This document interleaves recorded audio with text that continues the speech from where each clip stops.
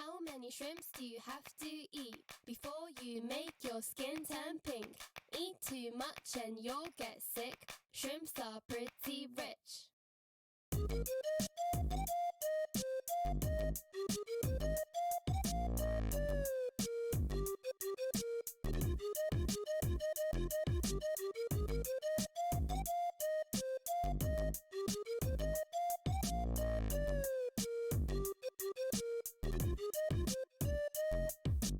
なんであいつらはピンク？動物園で思ったピンク食べ物でそうなんだ。実は私はたらこが大好きプラスエビカニ食べよう。ピンク色になるのだからみんな違う色。人間って勘違いしてるよね。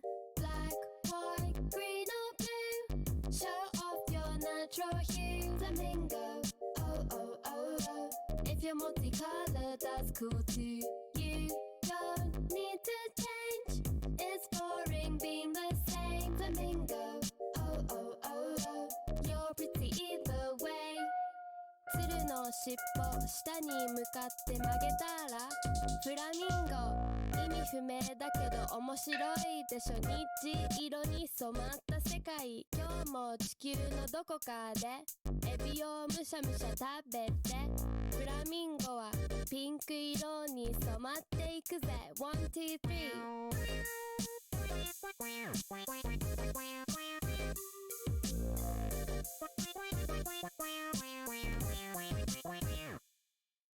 Black, white, green or blue Show off your natural hue Flamingo Oh oh oh oh If you're multicolored that's cool too You don't need to change It's boring being the same Flamingo Oh oh oh oh You're pretty either way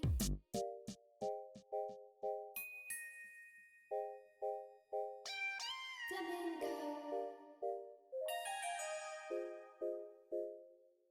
How many shrimps do you have to eat before you make your skin turn pink? Eat too much and you'll get sick. Shrimps are pretty rich. Green or blue, show off your natural hue. Flamingo, oh oh oh oh. If you're multicolored, that's cool too. You don't need to change. It's boring being the same. Flamingo, oh oh oh oh. You're pretty either way.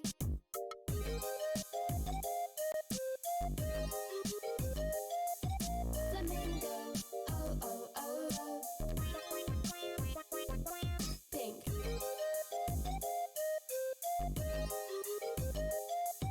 Flamingo, oh oh oh oh.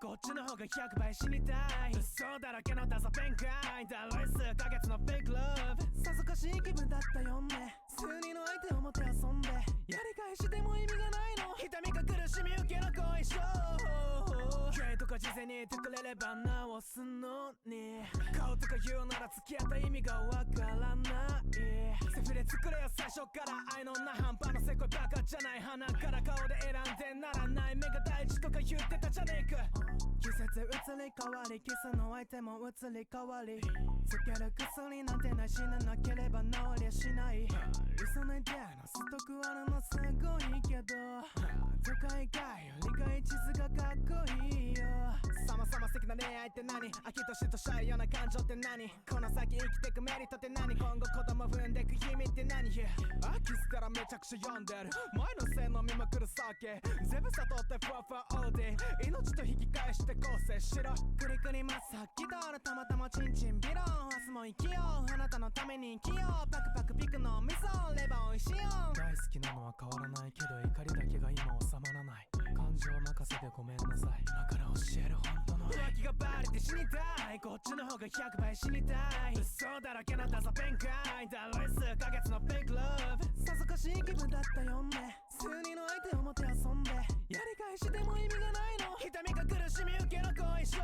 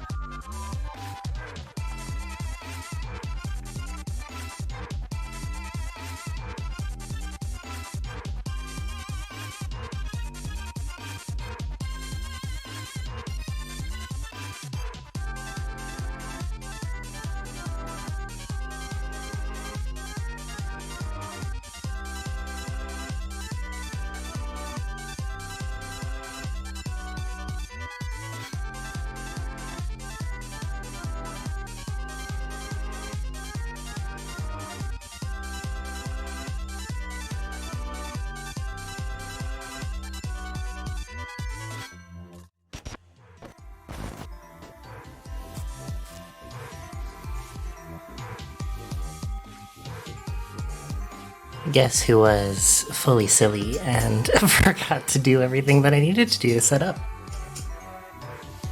Oh, I realized I didn't have everything in my room. Oh, my goodness, I I ran as fast as I could. What have I missed in chat?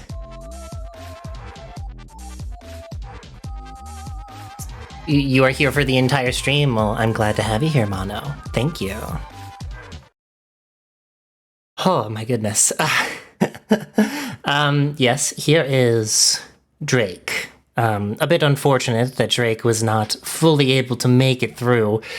Seems as though there was a bit of an issue when it came to the transit, I suppose. I am so sweaty because everything messed up at the last second as I was getting it ready to go.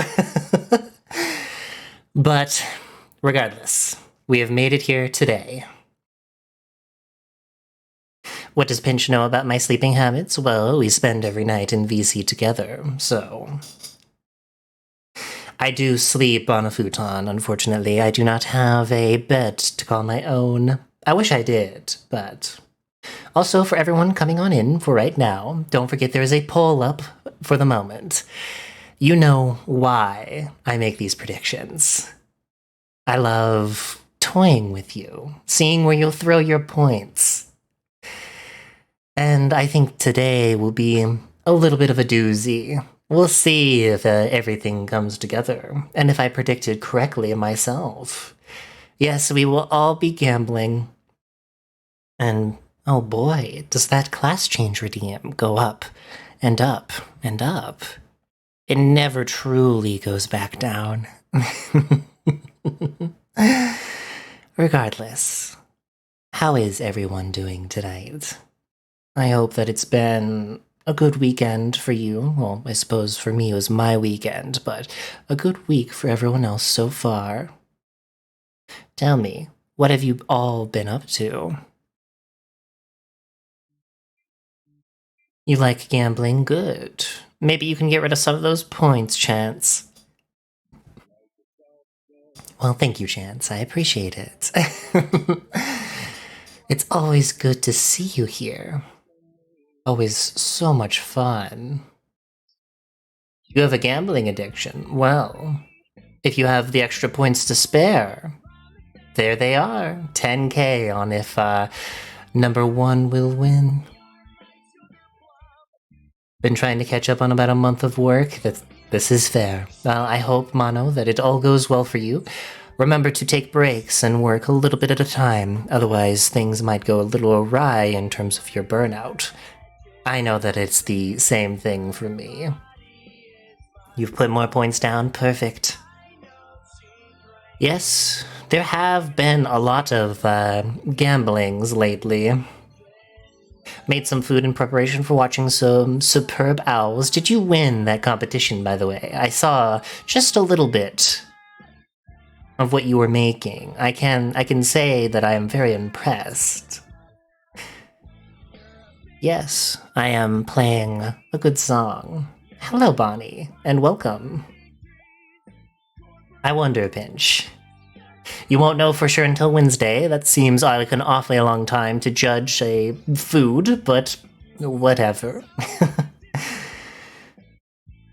Now, I am getting a little bit too far ahead of myself.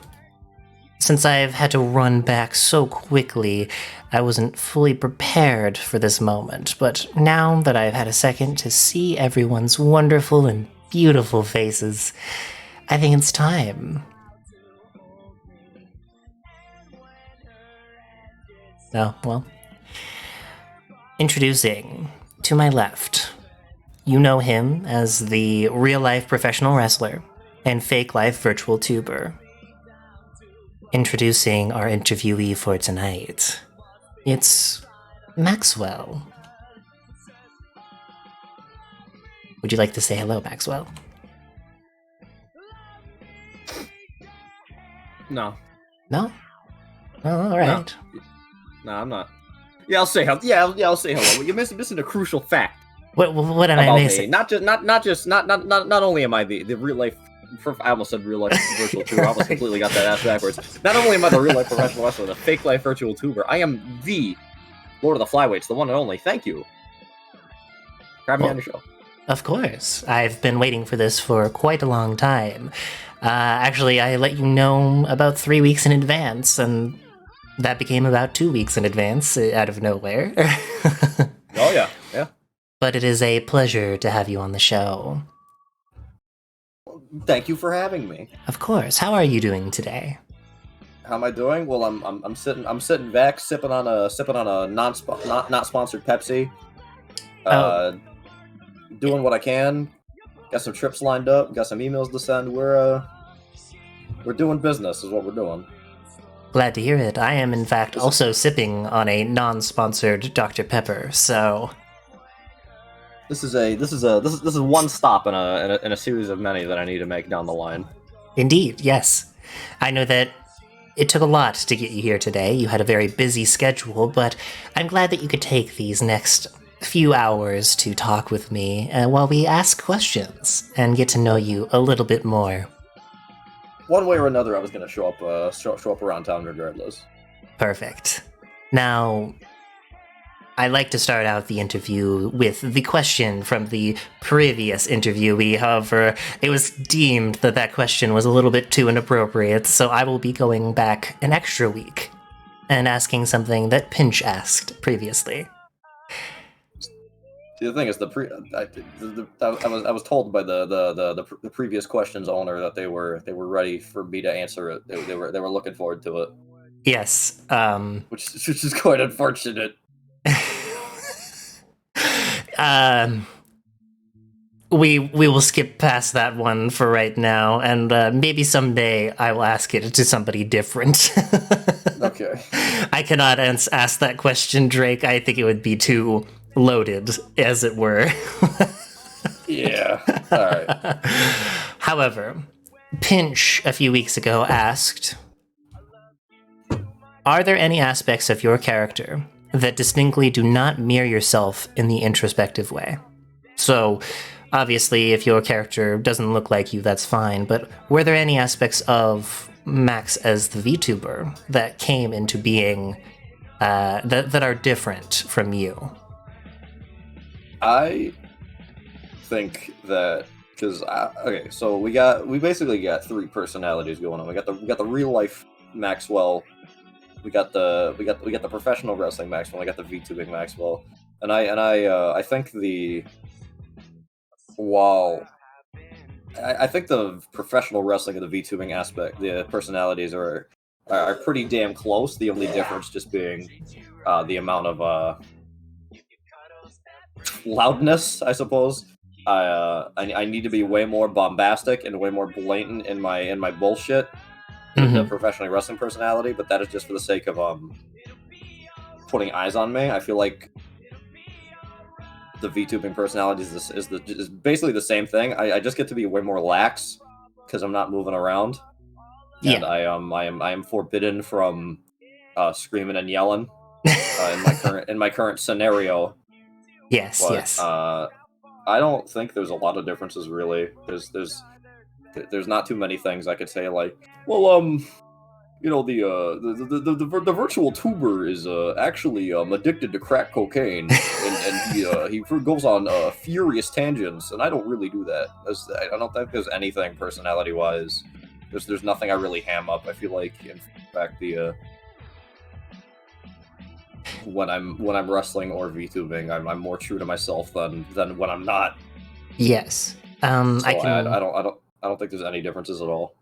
I can also see the similarities between how you look in real life, which I will not be showing on stream, of course, and your model here.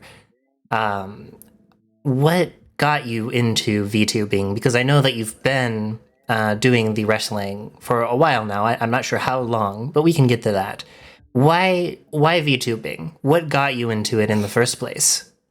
So, yeah, for the same, like, legit, the same, for the same reasons I say professional wrestling and VTubing are the same thing. I wasn't really aware of, like, I guess indie, like, small viewership VTubers. Like, I was only aware of, like, oh, you got HoloLive, oh, you got Niji Sanji, and then the couple big ones like fucking Bao, and I didn't even know about Chibidoki. Who the fuck else is huge? I don't. They called the V Shoujo girls before they were V Shoujo. Fucking Yanners, maybe Zentrea. And then as I started to learn about the I guess the small fry, to put it in hopefully not rude terms, I kept making jokes with my original crew that I was hanging with. I was just like, well, what if I did that? You know, wouldn't that be funny? What if I did that? Wouldn't it be funny? And it was just going to be like an add-on to the idea, that a genuine idea that we had, where we really wanted to start like a stream group, or at least one of us wanted to start streaming, and just nobody ever committed. So I ended up reaching out to community member Lady of Dragons when I caught one of their streams. I don't even remember how it happened. I ended up catching one of their streams somehow. I'm like, hey, the idea for what I want to do looks pretty similar to what you got, at least structurally. Can you give me some advice? And they gave me advice, and I'm like, hey, can we be friends? And then I decided, fuck it. I committed myself to it. And the original idea was I wanted to establish a strong online personality exclusively to fuel my professional wrestling and help push that along. It was legit, like, plan A was become a VTuber to get more fans so I could make wrestling the main thing. And then it ended up, I don't know if you want to say they completely flopped or flipped, or now they're on even ground, but at the very least, they're on even grounds in terms of they're definitely supporting one another now. But after that, I just fucking spiraled out of control over the course of like 2 months, one or 2 months. Experienced infinitely more growth than I ever would have expected to, and found way more than I ever thought I would have. And I'm like, well, I guess I'm doing this now. Yeah, that is the thing about the VTubing community, is very quickly will you find yourself ingrained in someone's community niche, specifically, I should say. I, for one, can say that I am very grateful to have met you in the first place. I was a bit worried that you wouldn't like me, as I feel you felt the same towards me. But here we are. Good friends. Yeah. And it's a pleasure. Oh, yeah. It is a little obvious, but for those who don't know, where did you come up with the name Maxwell Flyweight? And if I'm not mistaken, it is almost exactly the same as your wrestling persona. So, my full name, Maxwell Keith, something that you could definitely find very easily. Of course. But I won't drop it here. I when I needed a wrestling name, I fucking wish I picked something cooler than just first name, middle name for my wrestling name, because that's what a lot of dudes do already. They'll just pick their middle name and they'll mix and mash it. But it was something easy, because I feel like wrestling names need to be easy to say and easy to write. So one, if fans want to look you up, they don't need to fucking not know how to type your name. Promoters don't need to ask you a million times how to spell your name, and just ease of saying for the younger kids. I feel like a lot of my strong demographic is with children. Kids fucking love watching me go. Mm-hmm. So I feel like having an easy name is very beneficial to that as well. But I wish I picked something cooler. I fucking like dudes I look up to in terms of name, like characters I look up to. I want to be like way more larger than life. Eventually, I'm probably gonna evolve the character to like either Sentai or superhero. And, like, I wish I picked something originally like a guy I looked up to a lot. Fucking Amazing Red. That shit's fucking rad. Like, why didn't I think of something cool? But the Maxwell Keith just came from my real name, and then the flyweight joke was straight up happened in the span of like 6 hours. I was sitting in a group chat. I just randomly thought about Lord of the Flies. I thought about the flyweight weight class. I'm like, oh, that works for me. Oh shit, Lord of the flyweights. That's fucking funny. Went to one of my coaches the next day. I'm like, Lord of the Flyweights. I'm a fly guy. He's like, you're doing that, and I'm like, okay. And then I just stuck with that forever. And then the Fly was already sort of like a little group mascot for the little for the Gumbo Squad collective. Our little character called the Money Fly, who was at least like fucking 10 years old at this point.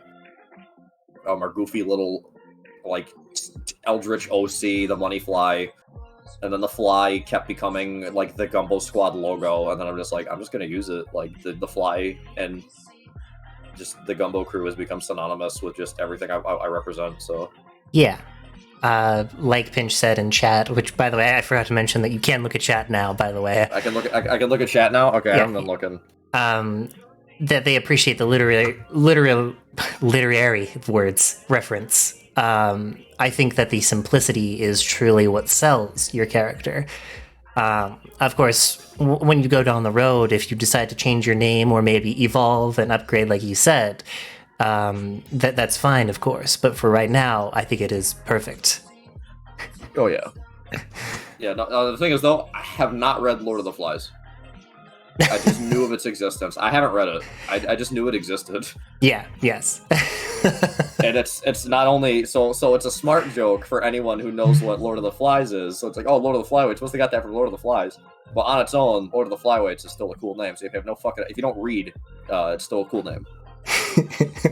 Pinch is going to pretend that you didn't say that. Oh, I acknowledge fully that I didn't read it when I came up with it. I am not I'm not a reader. I don't read books. Okay, the last book I read was like in fucking high school. I don't read a lot of books.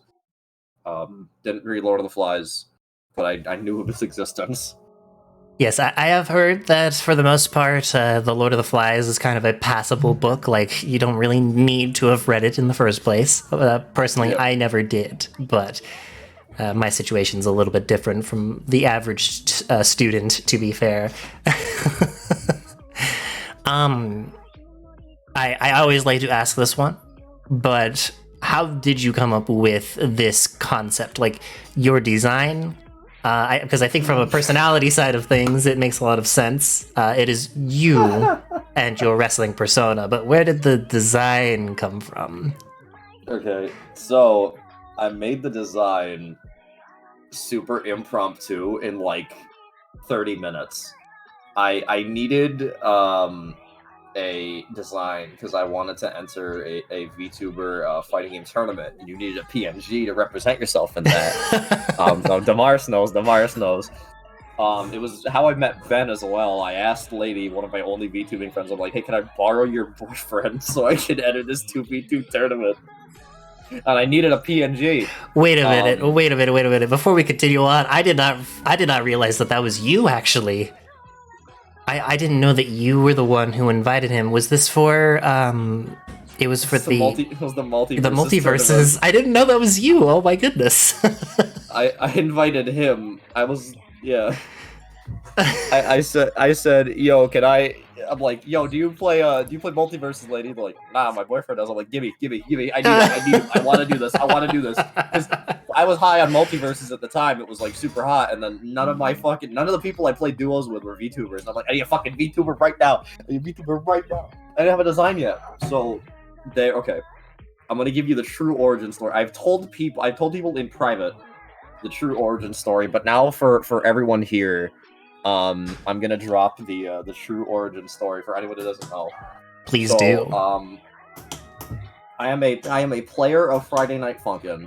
You can vomit into your little provided vomit bags now, but it is one of my my brain itch rhythm games. The 4-key, certain mods are super fucking like solid in terms of gameplay and difficulty for me. Like Osu's not my style. I could just play fucking Step Mania, but I just feel like Funkin' has a bit of more like ease of access. And there's a mod based on an internet individual. I will not name drop them due to recent not even recent, but due to events related to them. But they may be synonymous with a character that is a fusion of Pikachu and Sonic the Hedgehog. Yep. So there is a mod based on that guy, and it's not painting them in a good light, I promise you. It is based on a specific event in that dude's history called the SingStar Challenge, where it is him versus somebody who for a bit pretends to be him online and claims to be the real one. And the funny part is, the pretender, every single thing the real guy challenges the pretender to like prove that he's the real one, the pretender's just infinitely better at for no fucking reason. Culminating in the SingStar Challenge, where like the pretender is like an ace at guitar and singing, and the real guy is like trying to play like a fake painted like Guitar Hero guitar. Anyways, so they made a mod about that where it's the two of them fighting, and the design of the faker, I loved it. He looks so fucking cool and like not like, oh dude, he's so cool, but like cool like a cool guy. Like he's a cool dude, like he's a sunglass wearing, like just cigarette smoking fucking type of dude. Fucking sparkles and glitter all around him, and I'm like, I kinda like this design. And I looked at it and I'm like, I at the very least want to I'm like, this is good. I want to base something on this. So if I can send you the design to put on screen if you want, so you can see the origination. Sure, but yes, I would like to do that actually. This is when I was just getting back into art. I had not picked up drawing yet. I want you guys to know I picked up art again for VTubing. So if you've seen like what I've been posting on Twitter, like art wise and all this, then this is just like a couple months of just me picking art back up. Yes. I was not like practiced when I made this, so I needed something I could like reference quick and still make partly original, right? Like something I could reasonably do with minimal skill at the time. So hold on. Yeah. You had a 50-50 response in chat of they've never heard of this before, including Ellie. Which is awesome. I'm actually surprised I haven't told Ellie yet. Yeah, considering that you have known Ellie the longest. yeah, I know. But you can see certain elements in the design where like I like that, and I just kind of pushed them. I knew I wanted to make the character conventionally unattractive, at the very least, because I knew I saw there were a shitload of VTubers who were like super wild anime girl, yo, that fat tits are like a hot guy, and their designs were like, okay, please don't take this as a jab for anybody that has a complex design. I fucking love the amount of effort and creativity you put in your design, right? But for me, I love shit that is easy to recreate, which is why I get more fan art than a lot of you. Easy shapes, easy colors. And then you put it on, everyone can see it. The square head at the very least, and a couple different shapes. Yeah, you can see it. Yeah, I can see the resemblance. We can see some of the resemblance. He's taken on a life of his own now, but at least with the original sketch, that's where it came from. But the square head, flat colors. I definitely wanted to be Fly inspired. The eyes, I knew was like a guarantee, as well as the unibrow. the unibrow was part of like conventionally unattractive, where it's like, well, I don't see a fucking VTuber out here with a unibrow. Like, what the hell? Yeah, So I'm like, yeah. I do that. I want that. Also, I have a small problem. The hair in between my eyebrows grows incredibly quickly, so it's a little bit true to life as well. Yes. I have to constantly shave in between my eyebrows to prevent full-blown unibrow. That is something I can relate to you with. There we go. Irisu lore, I suppose. So, yeah, Fly. I only made him red because I was already synonymous with the color red. My first set of gear and my wrestling persona was red. The fucking red eyes, like, here's another true fact for everybody. I don't like red. I regret every time I wake up that I made my character red. I do not like red. You know, fully at any point, you can just change the color to gray. I know, but I don't want to just... I gotta just turn blue. I don't like red. I want to change so fucking badly, but I don't just want to be like, all right, next day. Oh, hey guys, I'm gray now. I gotta work into it. Every day you become slightly more saturated, or desaturated, I should say. I know. I don't want to be... Yeah, I don't like red. But the eyes I knew was something I wanted. The unibrow was something I wanted. I liked the hat. The vague shape of the hat was... I didn't want to go... Okay. I didn't want to go full fucking, like dictator tuber cap. But, like a conductor's cap is something like that. Like, those type of caps. Like, I've always been a hat guy. Like, you ask Ellie, you ask fucking Star. Like, anytime I play, like a Rockstar game, my character's always getting some sort of classy cap on. Like, I'm a classy cap guy. Of course. The design on screen is a bit more flared out at the tops. But I made it obnoxiously tall. For I think just because I thought it was funny. I just wanted a fucking tall hat because I thought that was funny. But, like, the vague shape is there, but I didn't want it to just be, like a fucking commander's cap. It's, like, very... If you can kind of see it. Like, I've super distorted it. Just because I'm about that aesthetic. The fucking conductor or the bellboy aesthetic is something I've always enjoyed. Yeah, the simple, snappy class. To take a word from our favorite clown, it is quite iconic now. Like, without this design, without the hat, it isn't you, I guess. I know. In the more updated design, I've made it a bit thinner. So now it's just a Shaco, which is like a fucking a band geek hat. Mm-hmm. Yeah. Now it's just straight up a Shaco. And then if you're gonna ask me about the pine tree hair. I don't fucking know I don't fucking know where the pine tree hair came from. I'm gonna be honest. Really? I swear to God, I don't have any recollection of what possessed me to make the pine tree hair. But the pine tree hair is like the most iconic part of myself, I feel, to the point where there is non-showable fan art of me with pine trees in peculiar locations. Mm-hmm. I've bared witness to this.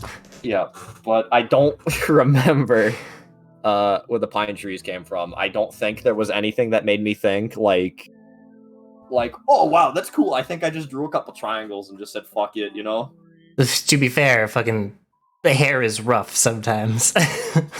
Hey, Pitch just bringing up a good point. It is like the hairs on a fly's legs. I wish I came up with that. Hey, no, you gotta own it, Max. You have to. Like, but there's an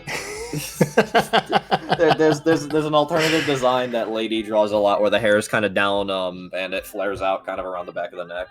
Mm-hmm. But yeah.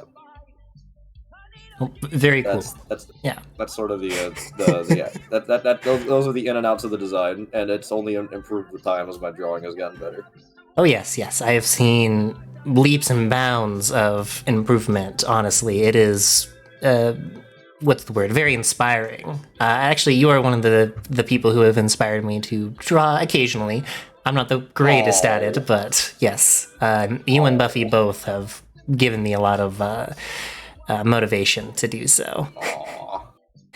I have wondered for a long time, and I love to ask this question a lot because I get a varying degree of answers from people. What is your role model, or who is your role model in terms of VTubing? My VTubing role model? Yeah, your VTubing role model, and it's okay not to have one. I will also ask you, who's your non-VTuber role model? In before it is Maury Calliope. I think that would be a hilarious answer. Oh, fuck. Okay, so I am terrible at fucking watching streams start to finish, and I was even worse at I'm even worse at checking VODs. So there wasn't anybody in terms of VTubing that yeah, body. There wasn't anybody that I was just like, man, I gotta catch all their streams, man. They're so fucking funny. They're awesome. I don't think I really had like a fucking role model, like somebody to be like, all right, what are they doing? What can I do? I still don't think I have one, just because I don't consume like a whole lot of VTubing content outside of the circle I'm in right now. Mm-hmm. I used to watch. Okay, I guess the only exception was at a time. The only one I watched pretty consistently was Roboco from Hololive. Okay. I watched Roboco pretty consistently when Apex was sort of at its peak for streaming. She played a lot of Apex, and I caught a lot of her streams. But that was a lot of coincidental. Like, she was just fucking live when I would be on. Yeah, and you were free. And I was free, and I was just like, oh, this VTuber's kind of cute, you know, whatever. It was like, I think Hololive was just becoming like popular, United States wise at that time when I was watching. Mm-hmm. Yeah, it's intriguing because everyone up until this point has answered roughly the same, that they don't really have a specific role model, but it is the group that is their role model. And I not to put you on the spot, obviously, I love your answer. I think it's great, but I await the day that someone can instantly answer that question, you know.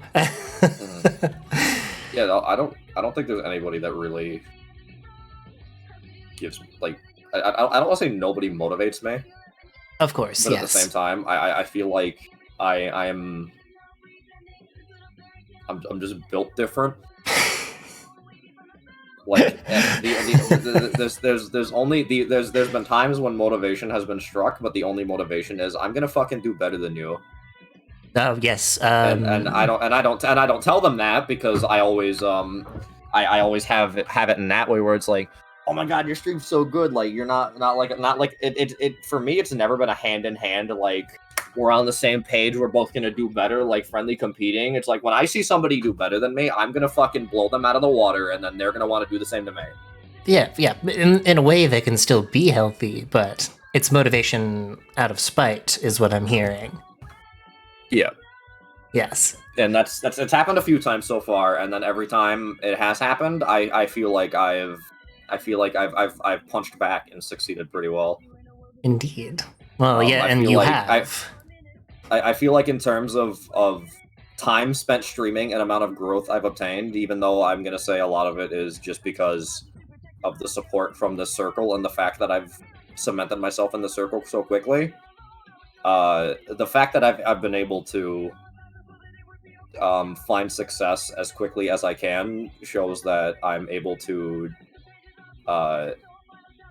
punch back just as hard when I need to. Of course. And I'm consistently able to say, I fucking belong here. I'm on the top of the food chain. Step your shit up or fucking get out of my way. Honestly, the thing that I think holds a lot of us back now is we're just waiting for our big break, right? It's something that is all we really need is that extra push. Maybe over time it'll happen. Obviously, hopefully over time it'll happen. But for a lot of us, that big break is right there. I've built this entire thing out of spite for two people in particular. And I believe you know who I am referring to when I say that. So, I agree. I think that you have a great mindset when it comes to motivating yourself to do better and be better overall. Mm-hmm. Yes, Michi, as powered by spite, trademarked. Oh yeah, no, that was also the original idea. spite was also what fueled me to really start professional wrestling as well. Yes. There was a lot of people in my life who just fucking stabbed us in the back or who was shitty, and I'm like, I want to become famous and successful, so when they come crawling back to me asking for favors, I can give them the finger and tell them to fuck out. Yeah. Like, just don't even try it. There's so many people like people tell you don't burn bridges. They burned them for me. And come on, there's a lot of people that in my life that I want to become successful just to spite, so when they come back with an apology, I can tell them no.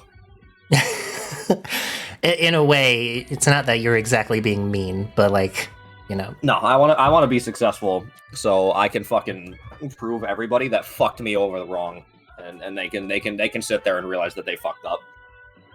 And they can do all that. I resonate with that. That brings me great strength. On the flip side of that, who is like a person in real life that is has been a role model for you? Okay.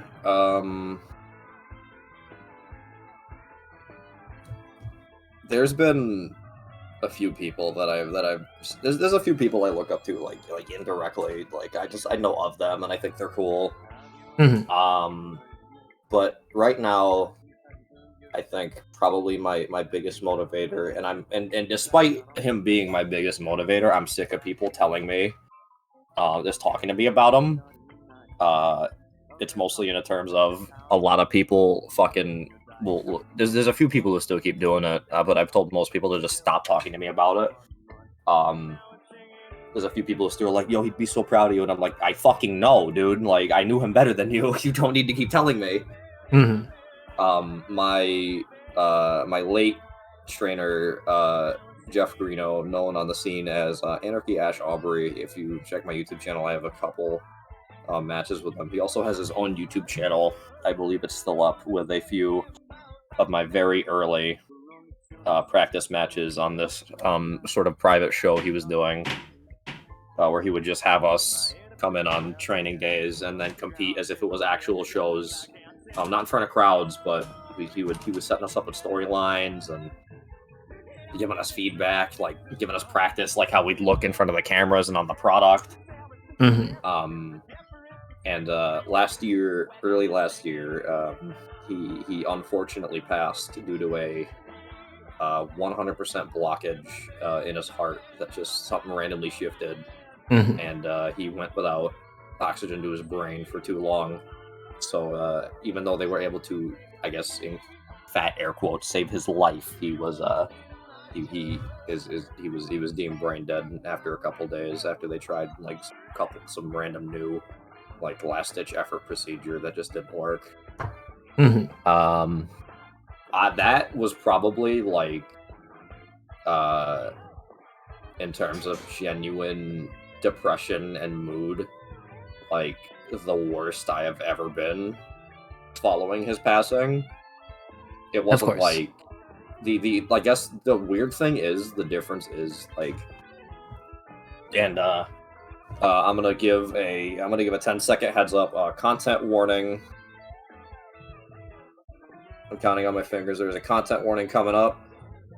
Okay. Be careful. Okay, 10 seconds up. I've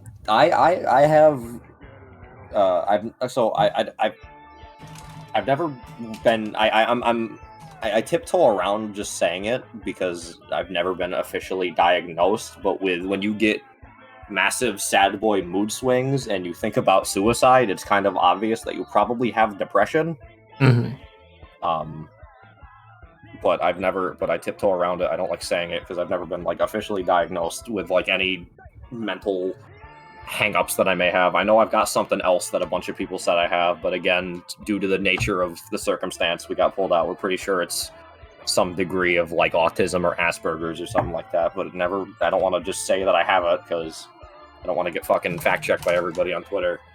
Oh, like, yes. Show me the document. Show me that you got diagnosed. And then just, with nowadays everybody wanting to like diagnose themselves with fucking something because they think it's cool. I don't want to get roped in with that either, you know. Mm-hmm. But it was weird because despite that that time where like shortly after he passed, because it was probably like a good month or two where I was just fucking toast. It was despite that being probably like the most depressed I've ever been, it was the longest time I think I went without thinking about suicide. So it was like a weird, like I always associated with my depression with like thinking about that, but then when that happened, it was like a different breed, and it was weird. Mm-hmm. But I still think that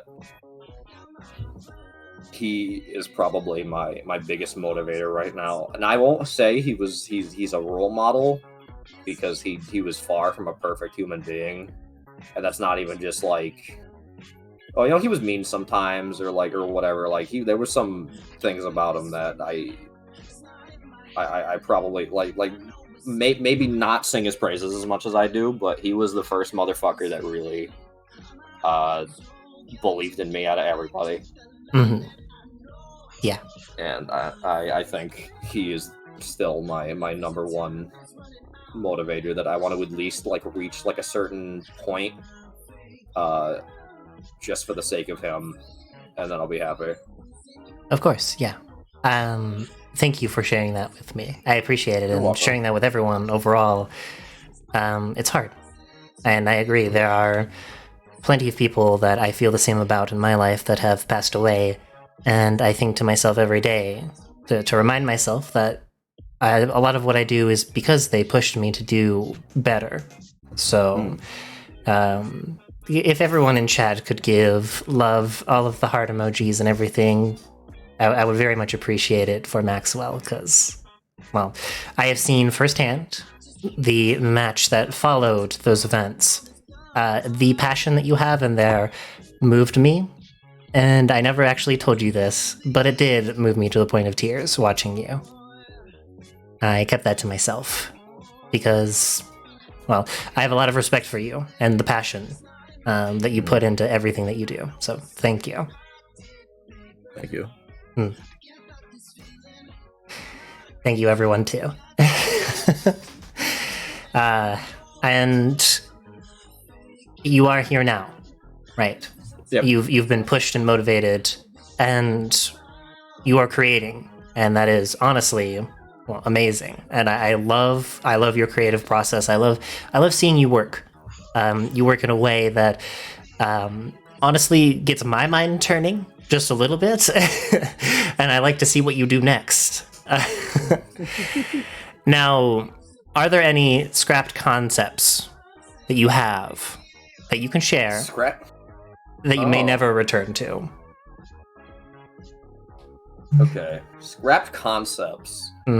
I guess the only the big one. Okay, the big one now, and pardon me, we are stepping out of the realm of in-character speaking at this point.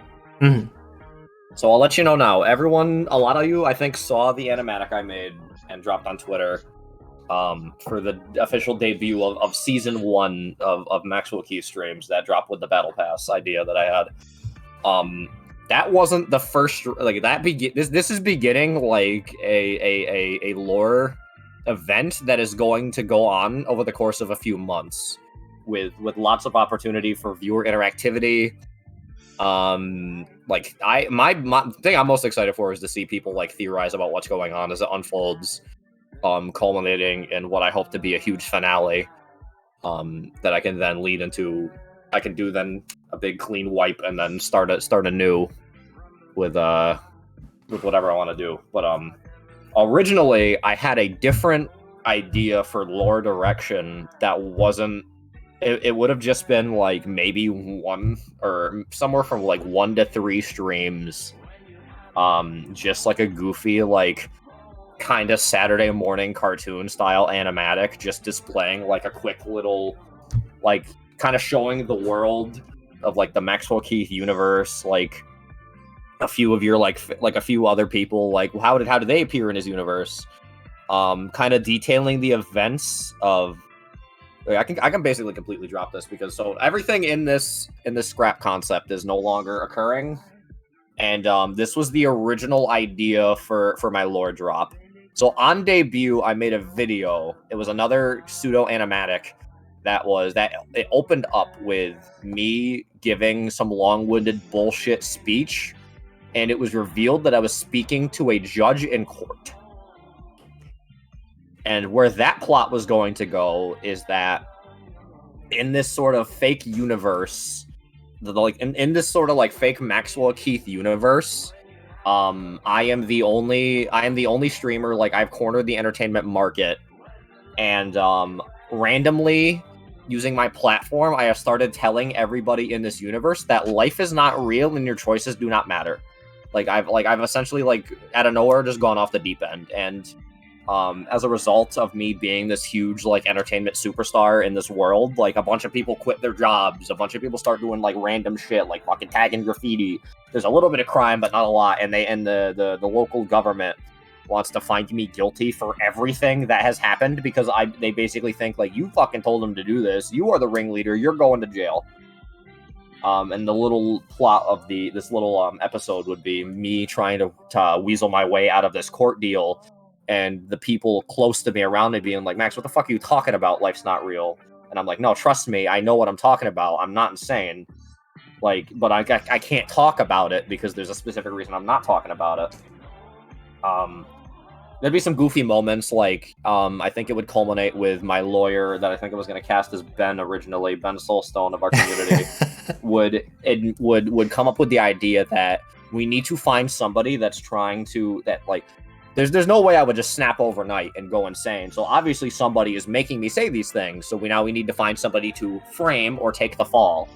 And I think the original idea, after I talked to a few people, would, in exchange for basically a Fort Knox fortress worth of gold that I have in my possession that I used to start up the company so quickly, would be given to Pinch in exchange for Pinch in this universe. The in Maxwell universe version of Pinch taking the fall and admitting, yeah, I wanted his gold, so I blackmailed him and told him to act insane so he'd go to jail because he's the only guy who knows about the gold, so then nobody's protecting it. I'd get off scot-free from this court case, and then the big reveal at the end of this little plot idea was going to be that I admitted that I couldn't tell anybody about what I was doing because I had two theories about what the world I was in was. And by telling everybody that life was not that life was fake and that your choices did not matter, I was testing one of those theories. And because nobody agreed with me, like, immediately or talked to me about it, I proved one of those theories incorrect.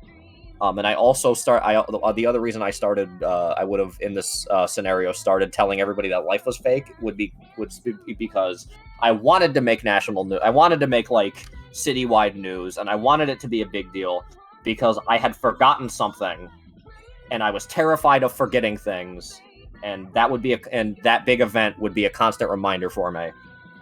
Basic plot review would be, I had two. So Maxwell Keith in this universe has two ideas about what this world is. This world is either the afterlife, and he had died, but for that to be the case, everyone around him would also need to remember the previous life. And when he brings up that life's not real, and nobody remembers, he is confirmed that, okay, these aren't the same people from this previous life, even though they're so similar to my real-life friends. These are not the same people. This is not an afterlife. Mm-hmm. And then the final shot of this animatic I plan to make would be, he goes back to his little, like, private office that has, like, pictures and photos lining the walls, where I would now drop all of the info regarding the scenario. And the big reveal is that, due to some sort of massive injury, the real-life wrestler Maxwell Keith is now in a coma, resulting in the sort of in-mind VTuber world that the flyweight Maxwell now lives in. And he is afraid that if he forgets about his previous life, then that is when he dies. Okay. And that was sort of the idea I had with this big plot, where it'd be like a goofy fucking little thing with a big, oh shit reveal at the end, is something I'm very much a fan of. But that was the original sort of plot idea.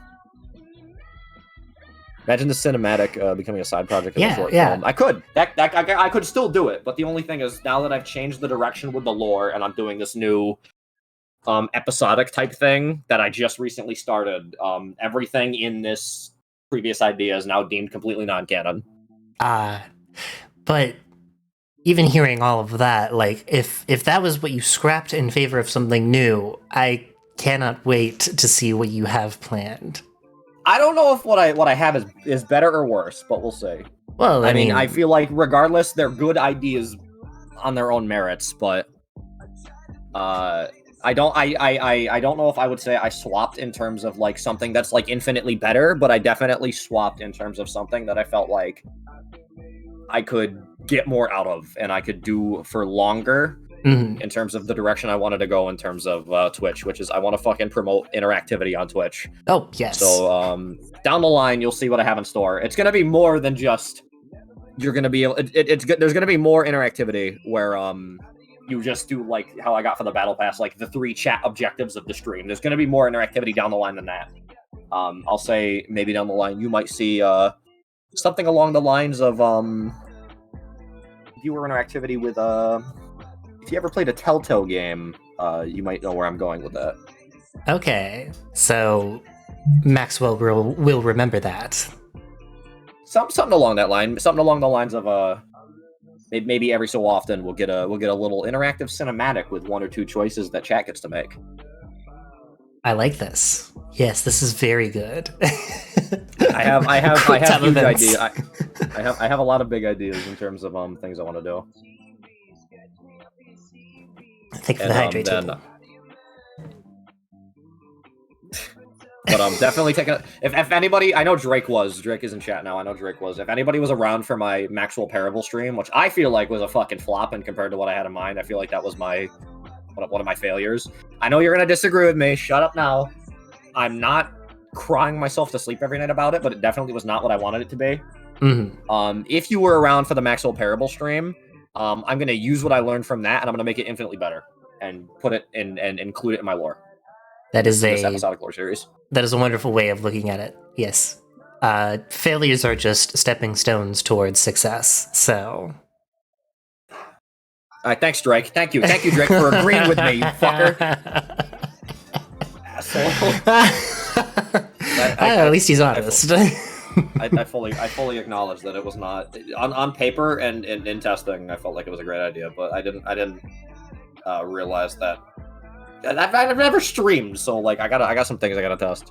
Yes, of course, yes, and that was very early on in your streaming career too. So, I mean, yeah, that was a bit early. That was at I did that in celebration for 100 Twitter followers. Yeah. A lot of like ideas that come to mind aren't always necessarily a failure, like for the first time, because you've never really done it before. It might take a couple iterations, a few reworks, and then you can truly look back and be like, okay, this isn't working. Let's try something new. Yeah. Oh yeah.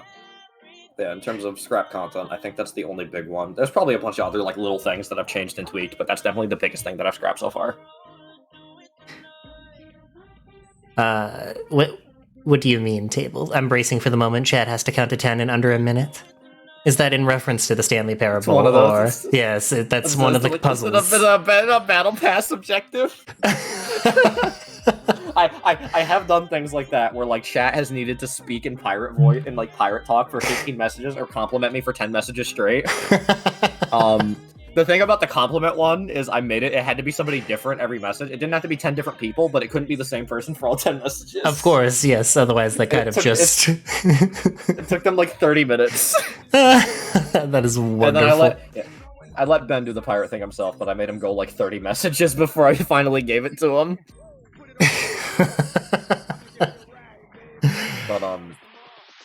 But yeah, that's the only big scrap I have had so far, I think. But okay. There's definitely been a lot of other things. I'm like, how about this? How about this? Yeah. Small things that might not be like worth mentioning, but they didn't really make it past the planning stages. I mean, the lore thing was still strictly conceptualized. I never began to work on it, which was another reason I dropped it in favor of something else because it had been so long since debut, and I just never started working on it.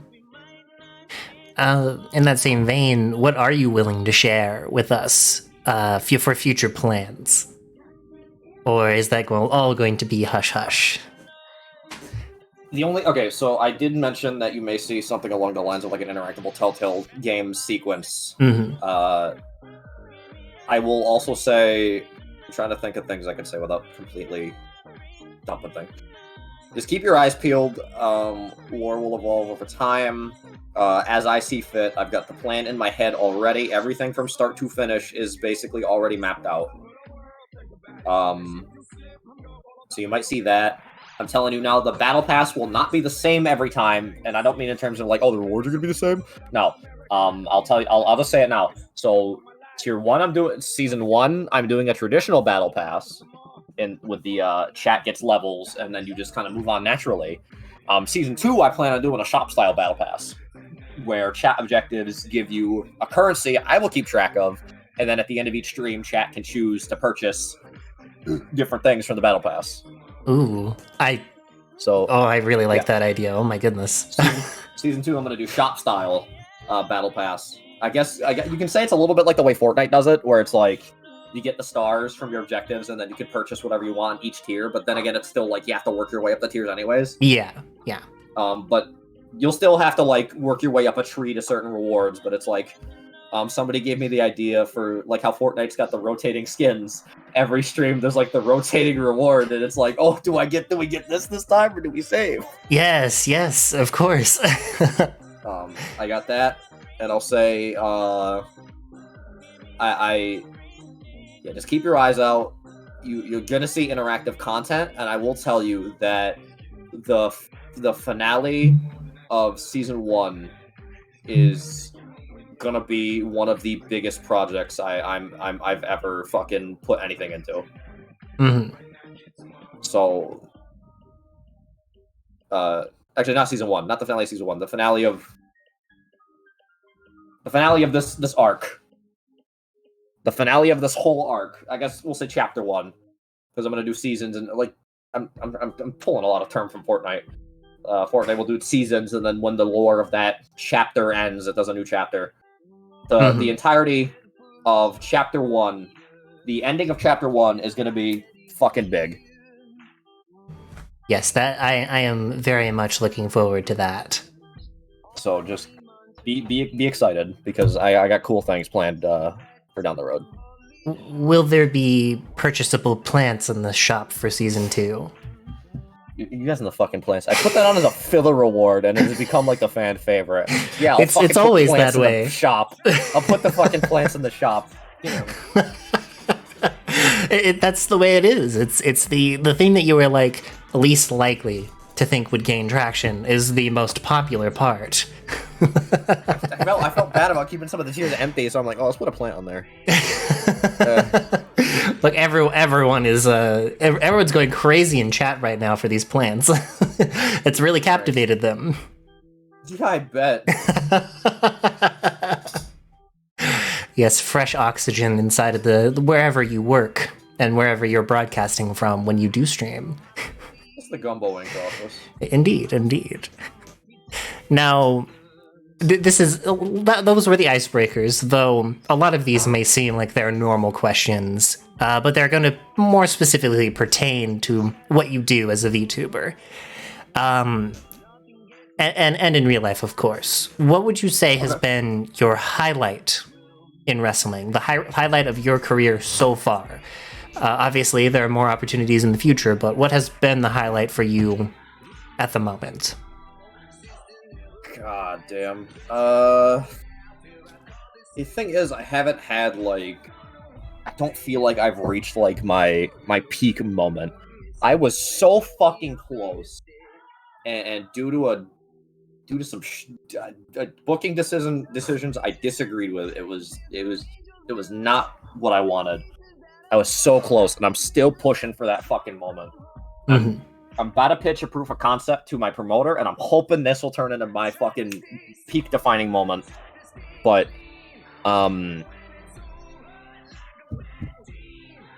my first championship win was the worst match of my career, so not that one. That match was awful, and that is exactly why I did not upload it anywhere, because that match sucked. However, the promo I cut for the 607 tournament, and I want to say that the entire 607 tournament is like as close as it gets, but there's so much about that whole show and the booking decisions, and just everything happening around it that made me say that makes me want to say absolutely fucking not. That is not my peak. Mm-hmm. Because they shipped me to another. Amends had just been made between my main company and another company, and they shipped me off to the other company for quarterfinals. And I had a solid match, but in front of a crowd, I had no idea who the fuck I was. Mm-hmm. Semifinals was, I feel like we put a lot into that match, but it wasn't the best it could have been. Because we were just at the time trying to prove a point to a lot of people, so we just it took away from our ability to plan matches well, and then we were scolded for going over on time, which would become a huge deal. Yes, and then finals was something I was looking forward to, and finals we were only given about a minute to 2 minutes for the actual match. And the whole segment was about 12 minutes, where I was allowed to win and be the first ever 607 Anarchy champion, which was the title my company made in honor of my trainer who has passed. I was allowed to be the first to hold it, but then I was not allowed to leave the ring with it, as they sent somebody out to challenge me for it. I was told to accept the challenge, and he beat me with a low blow, and then he pile drive me, and then he hit me with a pile driver, and I lost the title as soon as I got it. Mm-hmm. And then my opinion on the title has since, and how I have just related to me around it has since deteriorated, where another one of our students went to another training school, a very like incredible for him. I love this dude to death, and this school is top fucking notch, learning from one of the best dudes. And then he left for a few months. He came back. They immediately let him have the title, and he's been able to keep it. He's been getting a ton of matches against like high profile guys that he can learn from, and it's just it's envy. I wanted that to be me. I really wanted that to be able to be. I wanted that to be me, because in the meantime, I had what could have been my biggest moment reduced to helping give someone else heat, and then I was left to wallow in multi-man matches and wrestling people I wrestle at practice every single time I'm there, and learning next to nothing for months on end. So for you, the big moment of your career is, to you, just around the corner. Like you. I don't think anything. I don't think there's been a big enough moment for me to proudly say this is the moment yet. Mm-hmm. But I've been fishing for it. I've been trying to do what I can to make it happen. But I don't think there's been. I guess. I think right now my highlight is I had a successful feud with my trainer when he was still alive. It was an awesome feud. It was one of the only feuds we were running at the time with actual story. Our match opened up with with both of us cutting promos on the Titantron that he put together with like actual music. It was fucking awesome. People were into it. This was like over the course of months and months that we built up to it, and I think that match and my victory over him, and I just remember just sitting in the back after that match, and we were pre-main event too. We were fucking secondary main event. I remember after that match just sitting in the back, just lightly happy, crying to myself. And then my trainer called me later that night, and he said, I was like, hey, I haven't gotten to the shower yet. And he's like, I don't think I'm gonna shower tonight. And I'm like, why the fuck are you gonna shower tonight? And he's like, well, I just got this weird tradition where I don't like to shower after matches I'm really proud of. And I'm like, damn. Fuck yeah. Oh my goodness. That is amazing. Oh my goodness. I'm speechless to that. Holy shit. I think that's probably the top right now, but I definitely feel like me right now. I could hit something higher that would make him even prouder than what we were able to achieve that night. Oh yes, there's always room for growth, and I firmly believe that you'll make it. And I wish you the best of luck in acquiring that as it comes. Thank you. Of course. You do a lot. I've noticed. I've noticed that you practically work almost full time, if not part time. You go to wrestling and you VTube. How in the hell do you balance all of that in a day-to-day basis? There seems to be so much going on every time that I see you. I have way more free time than people give me credit for. I work my part-time job 3 days a week. Then I VTube. Then I'm wrestling. I have way more free time than people like give me credit for. Like people, I say I'm like the only reason I say that I'm like caught up to the brim and I'm always so fucking busy is because all the commitments that I could be making with people are either need to be made on days where it's just the timing just barely doesn't work out. It's not like not it's. I guess except for Saturdays, there's not a lot of times where I'm like completely 100% busy. But it's like if somebody wants me on a Thursday or a Friday, it's like I've already packed up like most of my Fridays with extra shit. And then with Thursdays, it's like I get done at training at 7, and it's like people want to start a little bit before then, or they want to start immediately after. It's like I gotta get home and eat and relax. But I actually have a lot more free time than people give me credit for. And constantly, dudes in the business will tell me like, you need to be on the grind always. Got to be in the gym for an hour every day. Got to constantly be sending emails. Got to constantly be going to shows, even if you're not booked. Just be getting your neck out there. And I'm just like, and then like this dude that I just basically did a seminar with was talking about like you ain't made it yet till you're on the side of the road when your car broke down. You ain't got $1 to your name. And I'm like, I am not about to like bleed myself dry with time and energy and money just because you think that's what it takes to make it. Mm-hmm. Like, I want to be able to make it my way. I acknowledge that I should be doing more, and I try not to use my mental health as an excuse. And it's not like, oh, I gotta push against it. I don't care how fucking depressed I am. I don't care how fucking anxious or tired. I try not to use it as an excuse, but at the same time, I'm not pushing against it. Where it's like I don't give a fuck if I'm depressed. I'm gonna send those emails. I'm gonna reach out to these promoters and get denied from 1,000,000 of them. I'm gonna fucking like. I still listen to myself. I just try not to use it as the reason. Right now I'm trying. I guess the biggest waste of time I have right now is I spend way too much time just fucking Googling at the Facebook media tab, and I gotta stop doing that. Oh yeah, like that's basically my TikTok. I don't look at TikTok or Snapchat, but like I'll watch. And y'all are gonna hate me. Okay, y'all are gonna hate me for this. I'm back to watching Blue Bloods again. Oh no. yeah. Get your pitchforks out. I'm roped into watching Blue Bloods again. That got me. Yeah. And for everyone who doesn't know, it's a cop show. I won't deny it is quite an entertaining show. It's a cop propaganda show. Yeah. And in very simple terms for us, I just like the characters. It's Blue Bloods is basically just about a cop. It's no fucking relevance to anything, but I'll tell everyone. It's a realistic, more grittier show about basically the Reagan family who are one's a detective, one's a cop. He's like a sergeant. One's like a lawyer, and then one of them's the police commissioner. And the episode will jump between like focusing on them and whatever's going on with like in the cop world that day. But I like the characters. I just like it. I was watching fucking if it's not that, I'm watching a doctor show. So like I got caught up in House again. The media tab got me roped in House again. Yes.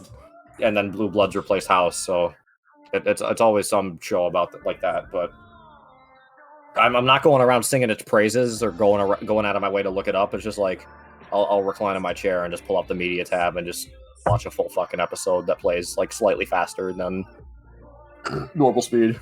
Yeah.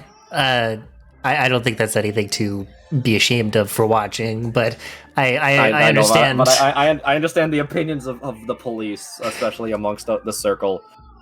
Yeah. But yeah, I mean, guess it's an entertaining show. Yeah, I do like it. My favorite character is the commissioner. I agree, 100%. The little that I've seen of it, of course. I guess the big things is I gotta stop wasting my time with stuff like that, and I gotta, what is it? I gotta send more emails. Getting bookings is hard. I'm at the point wrestling wise where my biggest hurdle is getting bookings. I just need people to fucking want me on their shows. I need to start getting fucking paid. You gotta be persistent. I'm still not getting paid. People aren't reaching out to me. Like, I'm still the guy reaching out, and I can't do this shit where it's like people will tell you, just go to shows and help. And it's like, I'm not gonna go and just show up. I'm going to let the promoter know first, so they know I'm there and they know I'm helping and they want me there, and then maybe after 1 or 2 shows they'll give me an opportunity. I'm not gonna keep showing up to some random schmuck off the street and they don't even know I'm fucking trained, right? Mm-hmm. Like, they don't know me from fucking Adam. I'm gonna let them know who I am first. Yeah. So that's my big hurdle. This weekend I'm out for something unwrestling related, and then next week I am potentially getting my foot in the door at a new company, and I'm fingers crossed because that company is like my number one goal for like things to get involved with right now. So we'll see. And then I'm also attending a tryout the same day, so we'll see if anything comes out of that. Yes. Can we get hands in chat to extend spirit energy to Maxwell? We will give everything that we have so that he can get in. Because if they don't, like Lady said, they will be a fool to not want you. I'm hoping. If not, I'll keep doing the fucking Dan Housen route where I just push social media and then start cornering merch sales.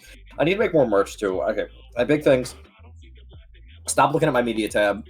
Talk to more people. Focus on my merch more, and then I guess upload more video. I can't do the 24/7 grind with wrestling and YouTube and VTubing. It's like, it's the same deal with VTubers. Like, they'll constantly like be making videos and making their own edits and streaming every fucking day. I can't fucking do it, man.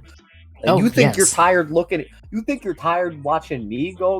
Like, some of these motherfuckers are killing themselves. Yeah. Bandit said it earlier. It is the fastest road to burnout and contempt for your passion if you do it that way. I'm very much going the route of take it at my pace and do it for as long as I possibly can, which is why one of my big inspirations wrestling wise is The Miz, who works safe, works simple, and he's been working for a long time with minimal injuries. Yeah, there you go.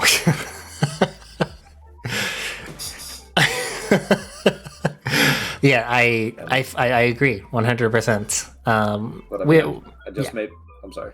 No. Go ahead. I just made my first promoting my fucking Twitch YouTube short / TikTok, so I'll upload that soon and we'll see how that goes. Yes, please. I would love to see that, and I will shill it everywhere. I'm just now starting to kind of blend the content because I know a lot of people on my TikTok and YouTube shorts only know me for the wrestling right now. So now I gotta start blending them together and hope I don't lose all the traction I've got. Because my YouTube shorts get a lot of views and I don't want to lose that. Yes, 100% feel you. Yeah, get his ass in there, and if you do, please consider a marketable plushie. Maybe one day. I do want to see if I can bring the VTuber design to wrestling somehow. Oops, sorry about that. Oh, no worries. He's a little hacky today. Now, Max, where are you? Where am I? When will you wake up? I'm awake just fine right now. What do the voices say? I don't hear any voices. Does the word egg mean anything to you? Egg? Not that egg doesn't bring up any recent memories. It brings up old memories. It doesn't bring up any. It doesn't bring up any recents. Nothing of you emerging from one? Are you saying that I'm denying that I'm trans or something along these lines, like Pitch does? No, literal, actual egg. Excuse me? There was a knob. A button that was pressed.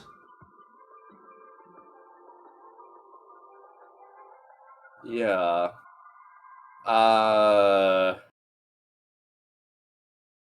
I'm not sure what you're talking about. Okay. Then I'm drawing a blank here.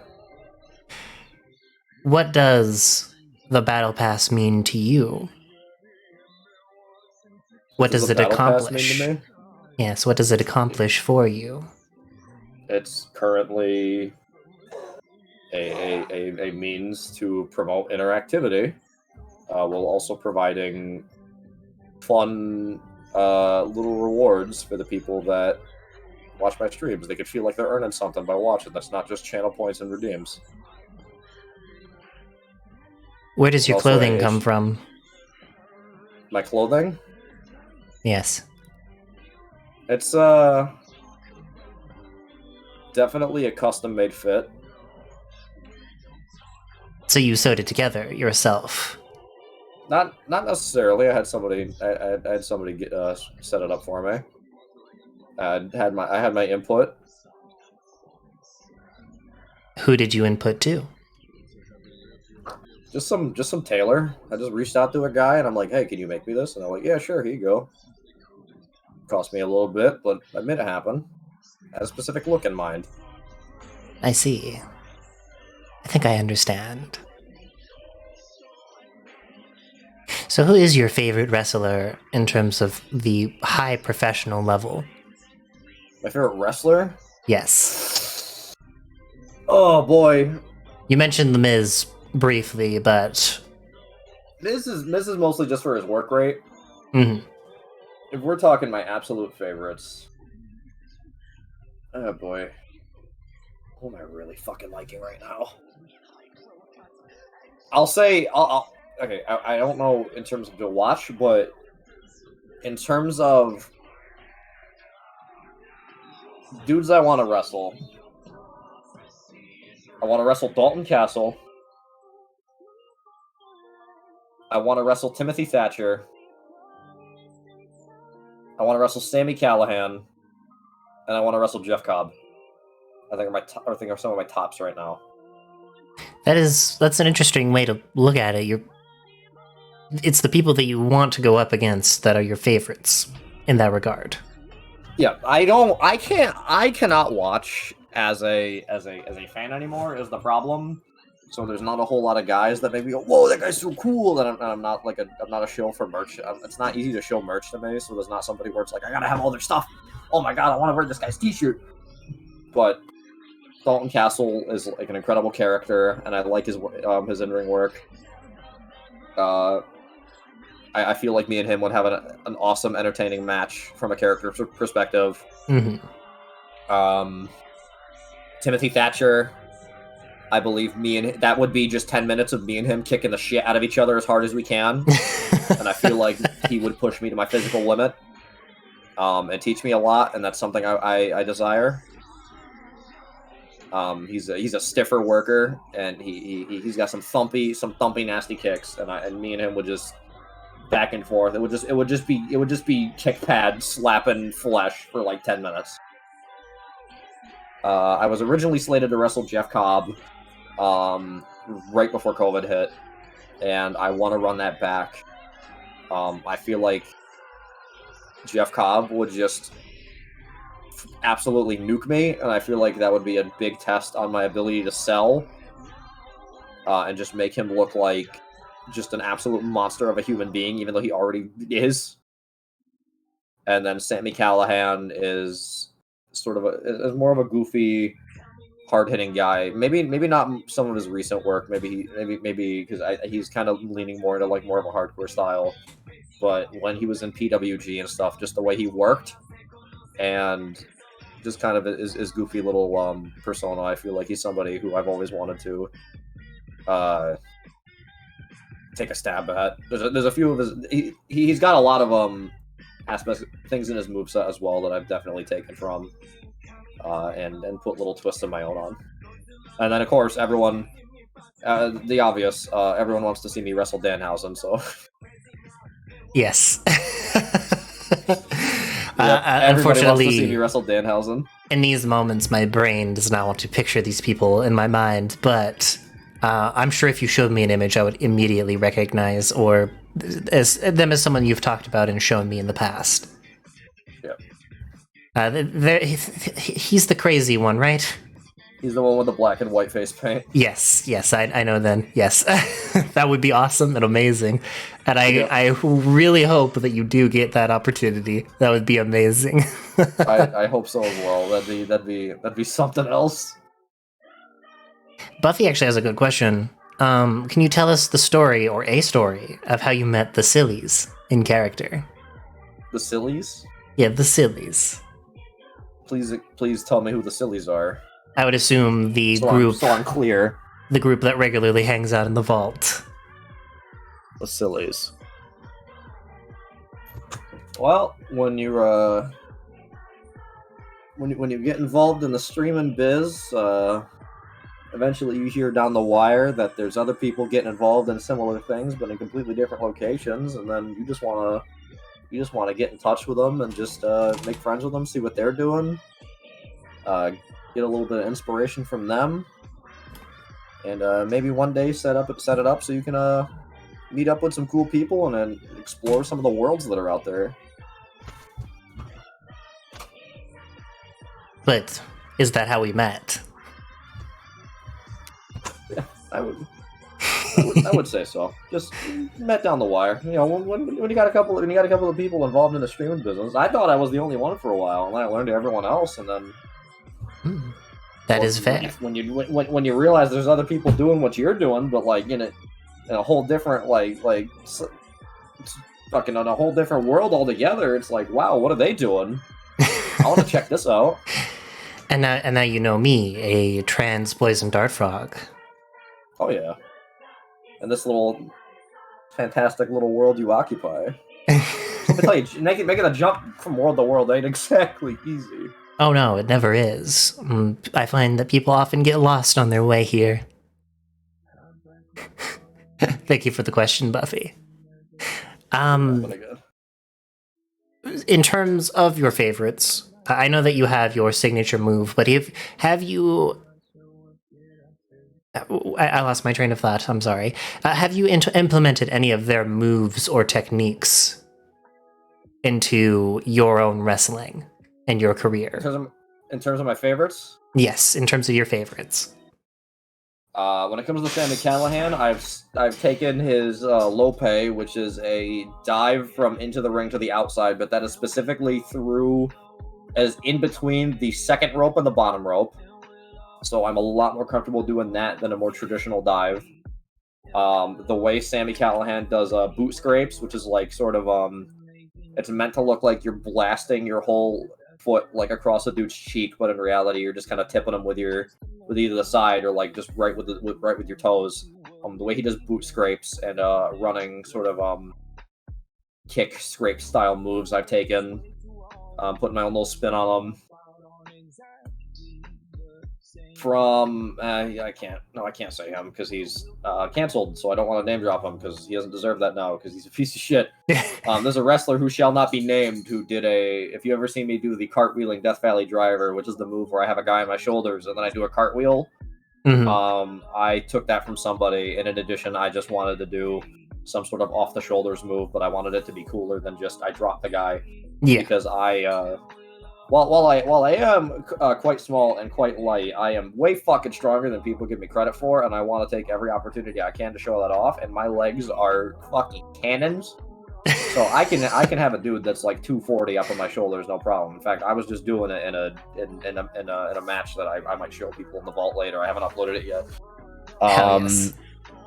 My legs are strong. My legs are my fucking strongest asset. Every day is leg day for me. People hate leg day. Every day is leg day. I'm always marching around, whatever. I always do squats or of some kind if I'm doing a workout.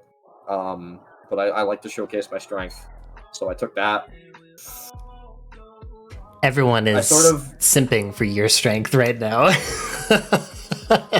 The Nigel McGuinness Jawbreaker Lariat, or as people might know it, the Dean Ambrose Lunatic Lariat. Either way, it's my sort of wacky rebound. I pretend to fall out of the ring, but I'm actually holding on and I come back in.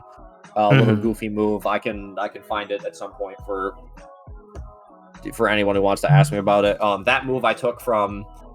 the version I took was from Kyle O'Reilly when he was doing it a lot, but when I name drop it, it was a finisher of Nigel McGuinness. It was the Nigel McGuinness Jawbreaker Lariat, where he would do that, pretend to fall out of the ring, rebound, and hit somebody with a big clothesline. But I believe he also took it from somebody whose gimmick was pretending to be drunk in the ring. Oh, yes. Like multiple fucking levels to that, but I wanted to do that, and I did it. My top rope knee drop that I never hit just came from me seeing a bunch of dudes having like their token move they try to go for and somebody reverses it. Like, if I ever go for the top rope knee drop, you know that I'm about to get cut off if I'm heel. Stuff like that. Other than that, I'll see something cool and I'll try to go for it, but I definitely try to look for moves that employ a lot, like all of my body weight. Just due to the size differential. If I'm doing strikes, I try to do kicks. Every other move, I try to make it so my whole body weight is involved somehow in the attack. Okay. Jeff Cobb is a muscle-bound actual wrestler. I can't take a lot from him. Sammy, I've taken a few things. And then Dalton Castle, I guess, just general presentation. I want to make my presentation bigger, and I guess I'm taking that from Dalton Castle. And then Timothy Thatcher, I just don't... I lay my kicks on. I'm not nice in the ring, not in the terms of like I'm a jackass that's going to hit you in the head over and over, but for the size differential and just the way I like to work, that if I'm going to throw strikes at you, you're going to feel them. Of course, yes. That's why I wear the kick pads. I think that because of your size, I would expect nothing less, honestly. Yeah. Okay. Do you enjoy being the heel? Don't you just want to fuck people up sometimes? Or is that one of your favorite roles? I have not been the heel in front of a crowd enough to say whether or not I like it. The only times I've been a heel is at birthday parties in front of children. And they will boo and cheer fucking anything. So that is easy. That is easy mode. I'm playing the game on fucking easy when I'm a heel at a birthday party.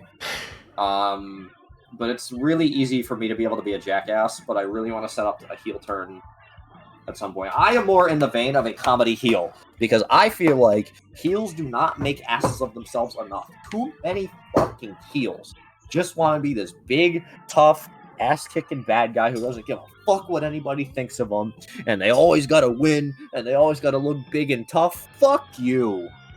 A heel's fucking job is to get heat and to get the baby face over. But too many fucking heels are concerned with getting themselves over, and that's why you get fucking crickets when you work. Yeah. A heel needs to get their fucking comeuppance. Every single fucking thing you do as a heel that is cheating, that's making a fool out of the face, that's telling somebody off, you need to get punched back twice as fucking hard every single time. I make a jackass out of myself when I'm in the ring as a heel. I have a video of 20 minutes of me in a Royal Rumble style match. Probably the most fun I've ever had in a wrestling ring, where I went down to another group who has a school, and everybody I asked, I was number 1 in the Royal Rumble. I'm like, I go to the guy who's number 2. Hey, what do you work? Oh, I'm face. Oh, cool. Number 3. What do you work? Oh, I'm face. What happened? Face. Faces all down the fucking line. So I went to the guy I rode with. I'm like, we're going heel tonight. We're doing the tag team gimmick. Holy shit. The whole fucking crowd was laughing at us. The fucking talent was laughing with us. It was so much fucking fun. Just being an asshole. Like, one of my favorite spots from that whole match is a dude came in the ring and he's like, I'm like, oh, what are you gonna do when you come in? Because when somebody comes in, that's their big moment. Dude comes in, he's like, and I'm just gonna sit on the top buckle and just wait for the next guy to come in. And I'm like, okay, can we do something but not actually hit you? He's like, what you got? So me and the tag partner, we see the dude sitting on the corner, and I'm like, here's what we're gonna do. I get down on all fours and tell him to run, and he's gonna run and jump off of me and hit the guy on top of the buckle. I'm like, come on, do it. My tag team partner runs over. He goes to step on me, and I crumple under his weight, and I start yelling "ow" like I'm a little sissy. And I'm like, no, you go down, I'll jump off of you. Like, okay. And he goes down, he readjusts a couple times. I run. When I get to him, he starts to stand up, like, wait, am I in the right spot? I jump, I trip over him, and I fucking, bam, just eat it on the mat. I get up, I'm holding my mouth, I'm like fanning my mouth off with my other hand as fast as I can. Everybody was fucking laughing. At the end of the match, when we got eliminated, big dude comes in. His whole thing was nobody gets eliminated until he's in, because he's gonna start cleaning the ring out. He gets a guy, he's like, bam, he's hitting people. I'm cowering in the corner. My tag team partner gets eliminated. I'm like, where you going? He's like, we're eliminated. I'm like, the refs ain't enforcing the rules, just come back in. He actually comes back in, which I didn't want him to do. I'm like, no, what the fuck are you doing? Get out. The guy turns around to see me yelling, and he looks at me. I'm like, brother, I start to climb out of the ring on my own. And as I get like halfway over the ropes, bam, he punches me in the face, and I just crumple onto the pavement. That is amazing. We limped back up onto the stage. Another one of the girls who was in the ring is up there too. She got eliminated. We're like, this is all your fault. She fucking pushes us both off the stage. We fucking splatter on some tables nearby. We're like running with our tails tucked in between our legs. Heels need to make fucking asses of themselves, and they don't do it enough. And I feel like my heel style, if I ever turn heel, is I'm gonna be this like little slimy jackass that you just want to see get punched in the face, and then at the end of the match, when the face finally gets their hands on me, I'm gonna bump out of my shoes. If I don't bump so hard that my fucking shoes fly off of my feet, then I need to bump even harder. But I haven't worked heel in front of enough crowds to properly say, but I hope with this proof of concept I'm gonna pitch, we might see something coming up.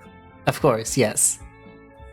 Now, you'll have to forgive me, I actually messed up what I was going to say. I meant to say that, are you ever sick of being only the face? Yes. Yes.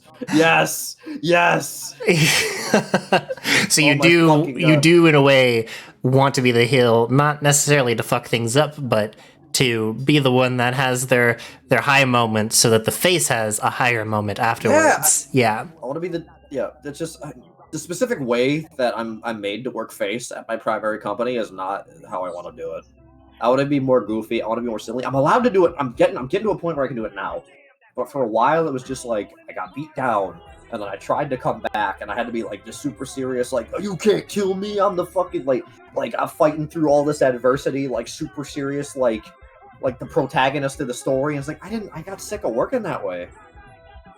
Like I really appreciated and still appreciate the opportunities to be able to wrestle and to be given moments to be a real life fucking movie star like that. But at the same time, it's like I don't just want to like take a bunch of moves, sell like, ow, that hurt, and like I love selling moves so fucking big, which is why I want to work heel more, because heels can sell their fucking asses off. Mm-hmm. Face has got to be a bit more reserved, because a face can't do like a triple backflip when he takes a stunner. A heel can do that. A face can't do that. Yeah. So I have to reel in my selling when I'm working face that specific way. I can't be as goofy. I can't make jokes. I basically, when I'm working face the way that I was expected to work face for a while, I was working with a limiter. Mm-hmm. I was working with I had ankle weights on the whole time, and I could have been so much better, I feel. Yeah, that... I've seen some of your matches, and I've seen how they treat you sometimes, and I just wish that you had more opportunity, like genuinely. But I feel you. Yep, I appreciate it. I do want to open up this opportunity for chat to ask any questions, should they have any for you. and then we can go to Okay. take a quick break. And as you all already know, the bit typically happens as we come back from that. But chat, do you have anything that you are wanting to ask Maxwell? Lady immediately asks, "Will you yeet her?" If I can, if I can. My favorite episode of Ordinary Sausage, the one where you stop talking.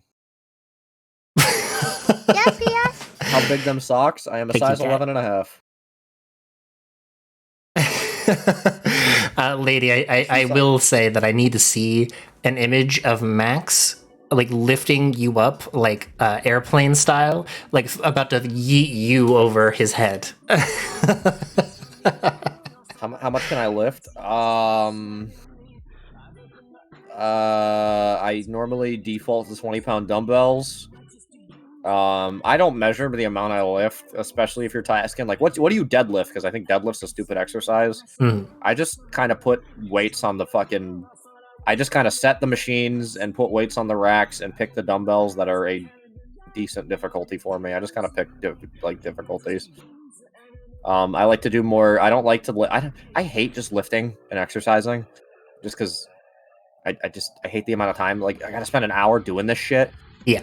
I prefer more like gaining muscle and tone and like specifically what I need by doing that thing, which is why I want to wrestle more and I want to push myself in my matches. So then naturally, by wrestling a lot, my muscles I'm using with my moveset will develop more. But I hate lifting. I just kind of pick whatever's difficult for me. What inspired you to use the phrase, "you can't squash this fly"? Fuck. I think I just wanted a token, like, oh, that's my t-shirt phrase, you know what I mean? Like, that's the thing I say. Like, you can't smell what the Rock is cooking, and you can't see me. I wanted my token phrase, like, at the time, like, and I know now, like, wrestling is more than just a fucking catchphrase. But it was the thing I always signed off all my, like, Facebook posts with. And I think it ended up sticking.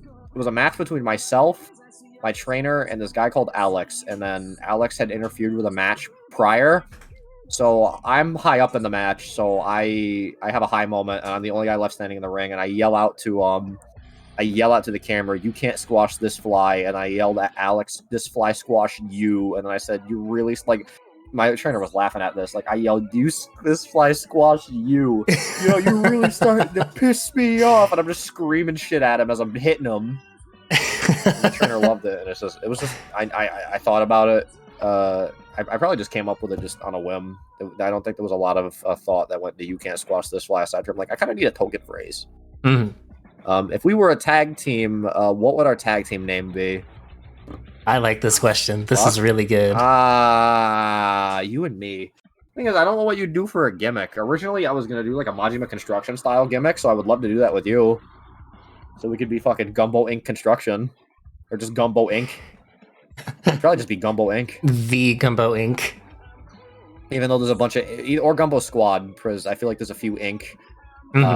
Tag teams that I can already think of, which is also why my current in the works tag team is no longer called the Golden Empire. We have now defaulted to the Silver Saints, as there's a lot of dudes who are like, "Oh, gold, we're number one." Yeah. So we are now the Silver Saints as my current tag team that I've only been able to do once in that said Royal Rumble match. I think we'd just be Gumbo Squad. I think would be our tag team name. How do you get the idea for the VTuber Wrestling Nights? That was the if you're talking about the 2K with like the Gumbo Inc. Wrestling. Yes, I believe that's done that for several years exclusively for Gumbo Squad, where I would make a 30-man Royal Rumble out of characters that we found funny over the course of that year for that game. So like, you'd see people like you just see a bunch of like bit characters. Or just characters from memes we thought were funny. Like, have you seen the video of like the dude who like jumps into the camera and says, "I'm going to jail"? Yep. Like that guy was in it once. Clip art of a cop dabbing, Officer Dab, who was a character. Characters from our D&D campaigns. Just random bullshit characters. Like we had Thomas Wrestling, the inventor of wrestling. Fucking not gnome one guy, who the whole joke was he was two gnomes in a trench coat. Just stuff like that. Yes, I love that. The confused VR guy, and then I decided, well, we got a bunch of like cool VTuber designs here. Let me do this and make this a cool show. And then everyone loved it, and then I keep, and then now I'm doing it kind of monthly. Yeah. But that's where the idea came from. It was already a thing I was doing. I decided to make it a VTuber thing as well. Mm-hmm. What about Duo Combos too? I like that as a wrestling group name. That's a good duo. The Gumbo Stew. Yeah, Ellie was a car salesman for one of her gimmicks. Yeah, I believe her finish was an inverted 450, which is doing a full front flip into a body splash, backwards. So you do the front flip, but you go backwards as you're doing the front flip, and then you land in a body splash called the mail-in rebate. You're gonna have to show me this one. This one's hard to visualize. I can send you the GIF, but I don't know if you'll be able to put it on screen. I'll see if I can't. It's called the 054. Mustafa Ali did it a lot. Holy shit! By him. Oh, did you find it? No, Lady. Oh, here it is. I found it. We'll share this really fast, and then I'll show what Lady just sent me. And like literally, it's not been more than 10 minutes since she said this exact phrase. Okay. Oh, can I not save GIFs? I wonder if I can browser share this one. That is the 054. That was Ellie's finish when she was the what's it called? God damn it. When she was the car salesman. Damn it, it won't share. I see what you mean, though. Yep. Yeah, I love that. That's awesome. If you could temporarily turn your attention towards stream, just so I could show you what Lady made in such a short amount of time. If it'll pull up for me.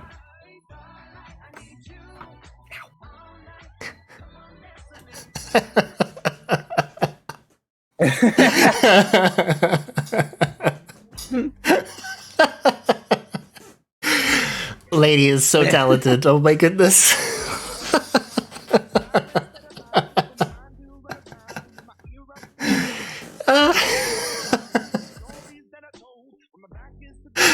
Thank you for this, Lady.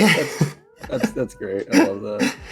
I need to see, like at some point, whenever you do go back to the VTuber late night Gumbo Inc. wrestling, I need to see a match of you versus Lady. I think that would make for an amazing match.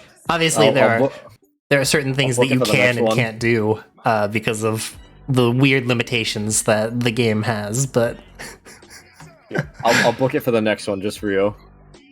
Thank you. Okay, so I think that was everyone's questions. We will really quickly. We will really quickly just take a quick break, 5 minutes. Everyone grab some snackies, water, use the restroom. You probably have to send your dogs to E3 really fast, so we will do just that. Everyone hold in tight. The stream is not over. We will be back in just a moment. All right. What if I like intro carded to your outro music? Just do you want it? No, actually, yes. Please send it to me. All right. I'll see you all in just a moment. Here it is.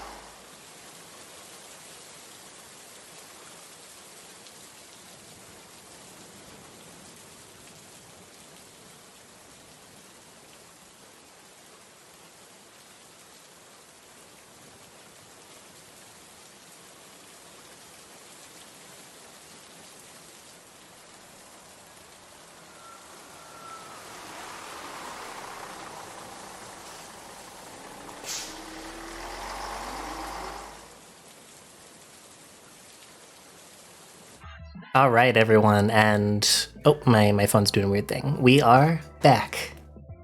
Hello. Hope everyone grabbed something to drink, grabbed something to eat, used the restroom, let their dogs out to E3. Thank you for tuning in so far. As you all know, we have a bit that we typically go through after the break, and this one, I will admittedly reveal to you, it was quite hard coming up with something that would be specific for you, Maxwell. Okay. But would you consider yourself to be quite knowledgeable in terms of wrestling? Depends on your definition of knowledgeable. It purely depends on your definition of knowledgeable. If you're asking if I know a shitload of wrestling trivia, no. Okay, then this will be fun. Oh, you because fuck. I have up here on trivianerd.com a set of questions I would like to ask you. Oh God. This will prove whether you are a true wrestler or not. Air quotes, not No, really. Like fuck it will. You kidding me? I don't know fucking wrestling trivia. It's gonna ask me like, what year did this happen? What month? What show? Like, oh my, it's gonna be such a stupid fucking geeky Mark question. I will say that I have tried to avoid things that are like specifically years and numbers. Okay. A lot of these questions do seem a little strange, I won't lie, and a lot of them are unfortunately numbered. Okay. But we will ask you a series of questions, and we will see just how much you know. Is there anything that you would like to bet on this, Maxwell? Anything I want to bet on this? Anything that you would like to bet on this? Trying to weasel a battle pass level out of me? Potentially. No, I don't want to bet anything on this. Nothing at all. Okay, I see. No, I'm not making the mistake again. What was the mistake the last time?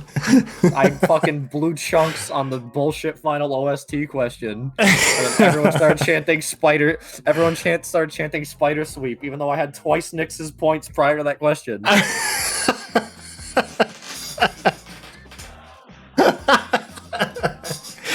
Okay, then how about this? I will say that if you get at least 5 of these correct, I'll say you've won. Because does that sound fair to you? What does chat want out of me? If what does chat want me to bet on this? We'll see. I just want to say that I personally never say. What does chat want me to bet? That's not a battle pass level. Oh, plant. Okay. Another fucking plant? Jesus Christ. I'll put a second plant on the overlay if I lose.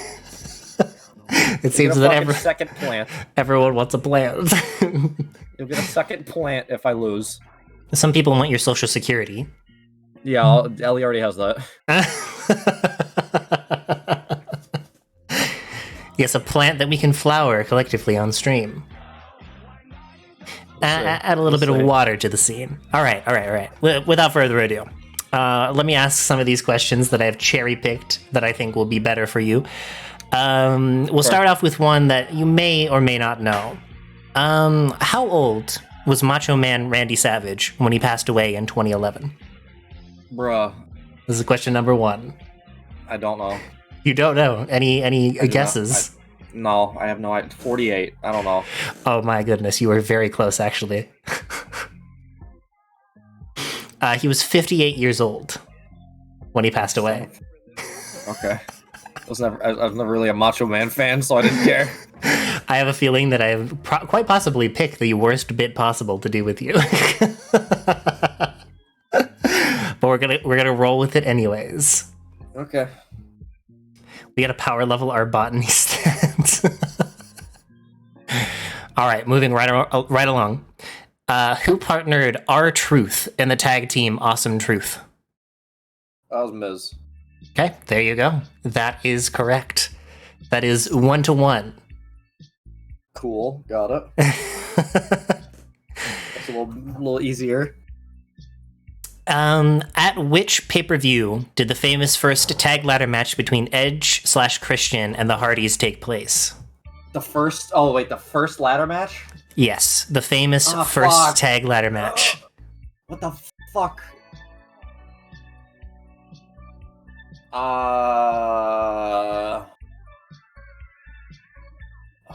Fuck, I've heard him say it. I've heard Edge say it a million fucking times. It's okay. You can take I don't as know much why- time as you need. I don't know why Judgment Day is in my head, but I don't think that's correct. Is that your final answer? I don't think it's correct. Was it Judgment Day? It is not Judgment Day. It is, in What was fact, No Mercy. Okay. That's 1-2. Another name they don't use anymore. God damn it. I mean, fair, yes. It was the first one. I can only imagine it's fallen out, or maybe just not something that was as popular later on. They don't use either of those pay-per-view names anymore. I knew it was one they don't use anymore.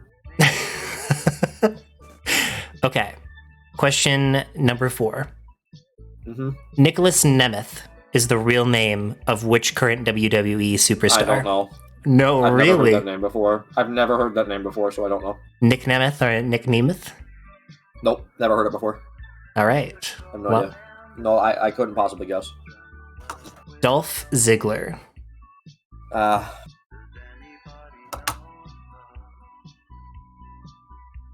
right, moving right along. What is the collective name that the WWE gives to its fans? The WWE Universe. Yep, there you go. It is, in fact, the Universe fans. Are you familiar with William Regal? Mm-hmm. In which country does he originate from? Not that familiar. Not that familiar? And it's country, so I don't know. I have no idea. I couldn't even name every country. I have no idea. You don't want to give it a random guess? I don't know what it is. Think back to... I'll give you a hint. What does he sound like? Sounds like he's British. All right. But I think he's some... I don't know. I don't know exactly where he's from. Thank you, Father. Thank you, Father. It's okay. Thank you, Father. I understand. No, I don't know. I don't know what country he's from. All right. You are very close, but since you didn't specifically say it, he is from England. That is where he originates from. I see. All right. This does mean that you do lose in terms of at least the 5 questions. You've missed your mark at this point. I knew I wasn't going to win. But we will keep on asking the rest of these questions that I do have. But you do have to offer up the plant to chat. Yeah, I'll give him the point. Who do you want to pick the plant PNG for you? I'm picking the plant PNG. Why, you don't want it to be stupid fucking massive? I'm picking the plant PNG. they get what they get. What if you drew the plant yourself? I'm not drawing the plant. Okay. 3 more questions. Moving on to question number 7. This is more now just to test your general knowledge. Which WWE superstar may use the finishing move Trouble in Paradise? As Kofi Kingston. There you go. Number 7 correct. Can it be one of the plants called Succulicious? It's a succulent, Buffy. But we could call it Succulicious. New nickname. Okay. These are labeled as hard difficulty. Oh boy. Paul White is better known as which WWE superstar? That is Big Show. All right, number 8. See, you're doing good. The last part of this has been a lot better. Which current WWE superstar is referred to as Y2J? That is Chris Jericho. Also, he's not currently a WWE superstar. Well, sorry, WWE star. My apologies. I read that incorrectly. Okay, I was gonna say that it makes me think that the quiz is all. I have to go off of what this quiz tells me. This quiz is my Bible at the moment. Y2J is Chris Jericho. Who partnered with? Is it Kofi Kingston? Kofi Kingston. Kofi Kingston in the tag team Air Boom. That was Evan Bourne. You are correct. Yeah. a real shame. If I had asked these questions a little bit later, you would have gotten them. All right. This one will be a final bonus question. Okay. Who ended CM Punk's recorded breaking title reign in 2013?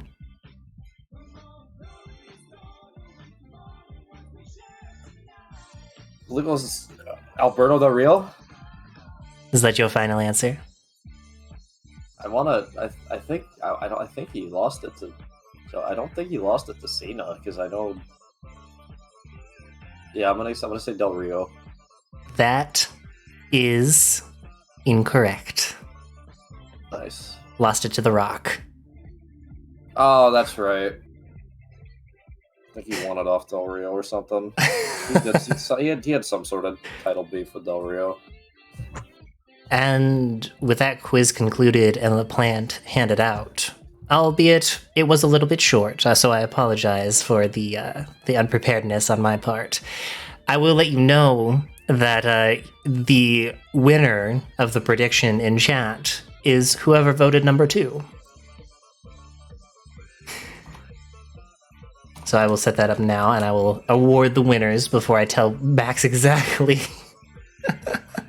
what it is. I just want you to know that I hate trivia, and trivia makes me feel stupid. So I do not like. I genuinely I hate trivia. I'm sorry if I made you feel dumb. Please never bring trivia up to me again. I fucking hate trivia so much. I never will. I can assure you. I almost told you no to the bit altogether when you told me it was trivia because I hate it that much. I feel like shit now. I genuinely want you to know. I appreciate you. That was a little bit of a mood ruiner because I hate trivia that much. I appreciate you going along with it. Thank you for being a good sport with it. And I apologize. It will never happen again. Mm-hmm. The bit was, will Maxwell give out or shill a battle pass for winning the bit? Or winning or losing the bit? And you specifically said no, there will be no battle pass given out. Or a level in terms of the battle pass. So congratulations to everyone who voted 2.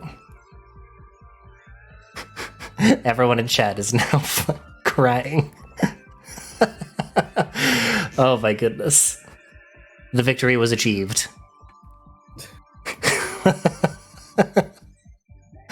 All right. And that was also a fun fact, the secret slime action. I was going to pour slime all over your head if you said the words, I will be giving out a battle pass level. I see. Well, at least I'm not getting slimed either. Nope, not today. Actually, before that, I will slime myself. If I can fucking find where I put this fucking, the source. There we go. Oh no. There it is. I have been slimed. That is all me. That's yeah. Okay. Sorry. I couldn't see the source for some reason. You got a little bit on you. No. It's fine. It's fine. It's not toxic. I can assure you. It's not toxic for me. So Maxwell will be okay. He will recover fully. That'll be good.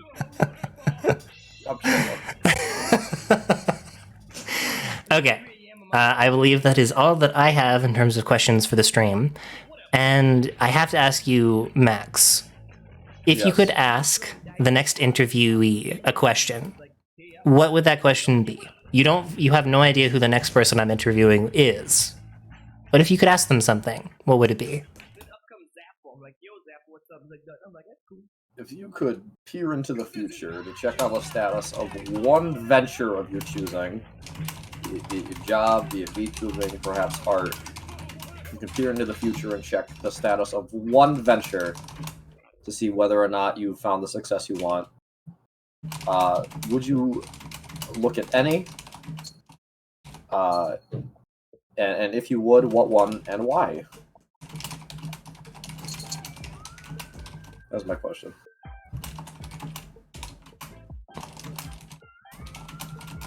All right. I like this question a lot. This is very good.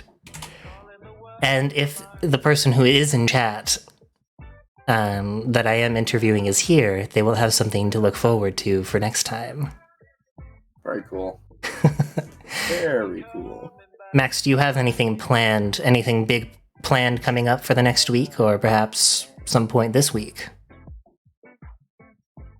Tomorrow I'm doing nothing. Sunday I might do something. I don't really have any big plans on the docket coming up soon. Next week, Thursday, I might be on a podcast, so we'll see. Oh, interesting. Maybe. It's smaller. It looks like to be a newer, smaller podcast, so we'll see if that pans out. Other than that, I don't have a lot of huge things planned, but I might open up Gumbo Inc. wrestling character submissions again soon. Oh, yes. Because I need more talent, because I had to cull my list a little bit recently. Mm-hmm. But other than that, not really. I don't have anything huge coming up or anything huge planned. All right. Well, that is still good to know regardless. Thank you for coming onto the show. I really do appreciate it. Thank you for having me. Of course. As is tradition, would you like to pick the person that we go and raid?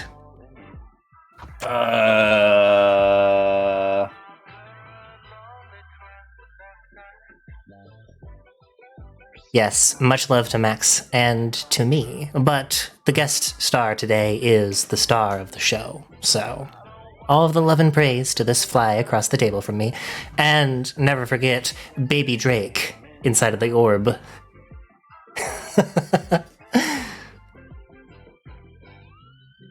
Yeah, we'll give. I like rating people on the lower end of on the viewership spectrum. Oh. When I read out, so I would, while I do implore you to check out my friend Aki at Orange is Born. That is not who we're gonna raid, as they have a considerable chunk of viewers right now. Instead, I feel like we're gonna raid. We're gonna raid into Vector Spaceman. Vector Spaceman. I need to make sure that Hi-Fi Vector _, Spaceman, because he playing some Hi-Fi Rush. I've seen him live a few times. He's been having some low view counts. I wanna share him some. I wanna give him a big surprise and some nice love. Of course. As I know, if I was at a low viewer count and struggling on a specific stream, I would very much appreciate a fat raid to boost that specific stream. And of course, a fat raid we will give them. Everyone remember your manners as we go out there and raid Vector Spaceman in a moment. Please consider dropping a follow. Give out the raid messages in chat, as I have crafted them so specifically for every stream. What would you like the raid message to be, Maxwell? Or can I tie in yours with mine just a little bit? We can just do a combo. We can just do a combo raid message. I think that's fine. I think it's totally acceptable. Okay. Actually, unless you want me to fucking pick one. No, I actually just came up with a really, really good one. What was your catchphrase? The you can't squish this fly. Yeah, you can't squash this fly. You can't squash this fly. Yep. The raid message shall be this, chat. And add in the slew of emotes, the stairs, everything, if you do have them. Yes, please follow Vector Spaceman as we head out. Let's see if you can time this right. You ain't got nothing else to say. See if you can time this right with me. In terms of, I'm gonna hit my outro. Oh yes, I'm gonna. You're gonna hit your outro. Okay, I'm gonna hit my outro. I'm gonna see if you can time it right, because I'm all about that timing on my outro. I'm gonna see if you can line it up. Okay, let me see if I can do this. Okay, the music will be started in 5, 4. Wait. Okay. The music starts as I hit that little end bit. I'm a little confused. I say one last thing as I start the music. So I say a bunch of random bullshit. Music starts, and I say one last thing, and then the music hits, and then I'm out. You're a fake fan, exactly, Chance. I'm not a fake fan. I'll tell you when to hit the music. I'll give you verbal instruction. You think Vector might be ending? What? Fuck! I think he is. People are saying bye, Vector.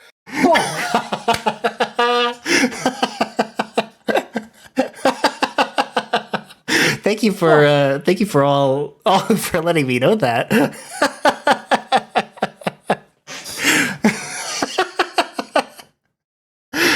But basically, I would say I would start the music as I'm saying things like "I'll see you on Monday," and then the beat drops and I swap to the ending soon screen. Correct? Yeah. I also swapped in the ending screen with the beat drop. Yes. But I don't start the music until I say that last thing I say. Thank you for shouting out All right, Vector Spaceman. Please give him a follow right now. Fuck. God damn it. All right, let's rate a. All right, fucking raid Aki. Raid Orange is Orange. Okay, if I'm not Orange mistaken. is orange, and then orange is orange. Raid my friend Aki. Okay. We will do just that. Save raid message. Save raid message. Yeah, save raid message. Thank you, everyone. Right. You've been delightful. I hope to see you next Monday for the catch-up stream when we do get to that point. Have a wonderful weekend. And follow Orange is Orange. Is that it? Do I hit the button? No. I'll tell you when to press the button. Okay. All right, everybody. I want to thank you for watching this interview. I want to thank Irisu for having me for this interview. I want to thank everybody who lurked, everybody who watches the VOD. If you watch the VOD, everybody, thank you for everything. Your follows, your raids, your subscriptions. Thank you all so much for everything.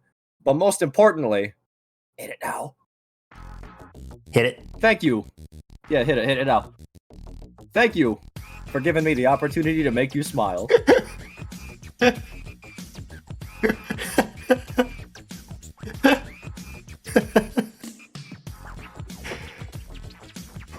Nailed it. Perfect. Basically. Little off, but it was cute. Close enough. Have a good night, everyone.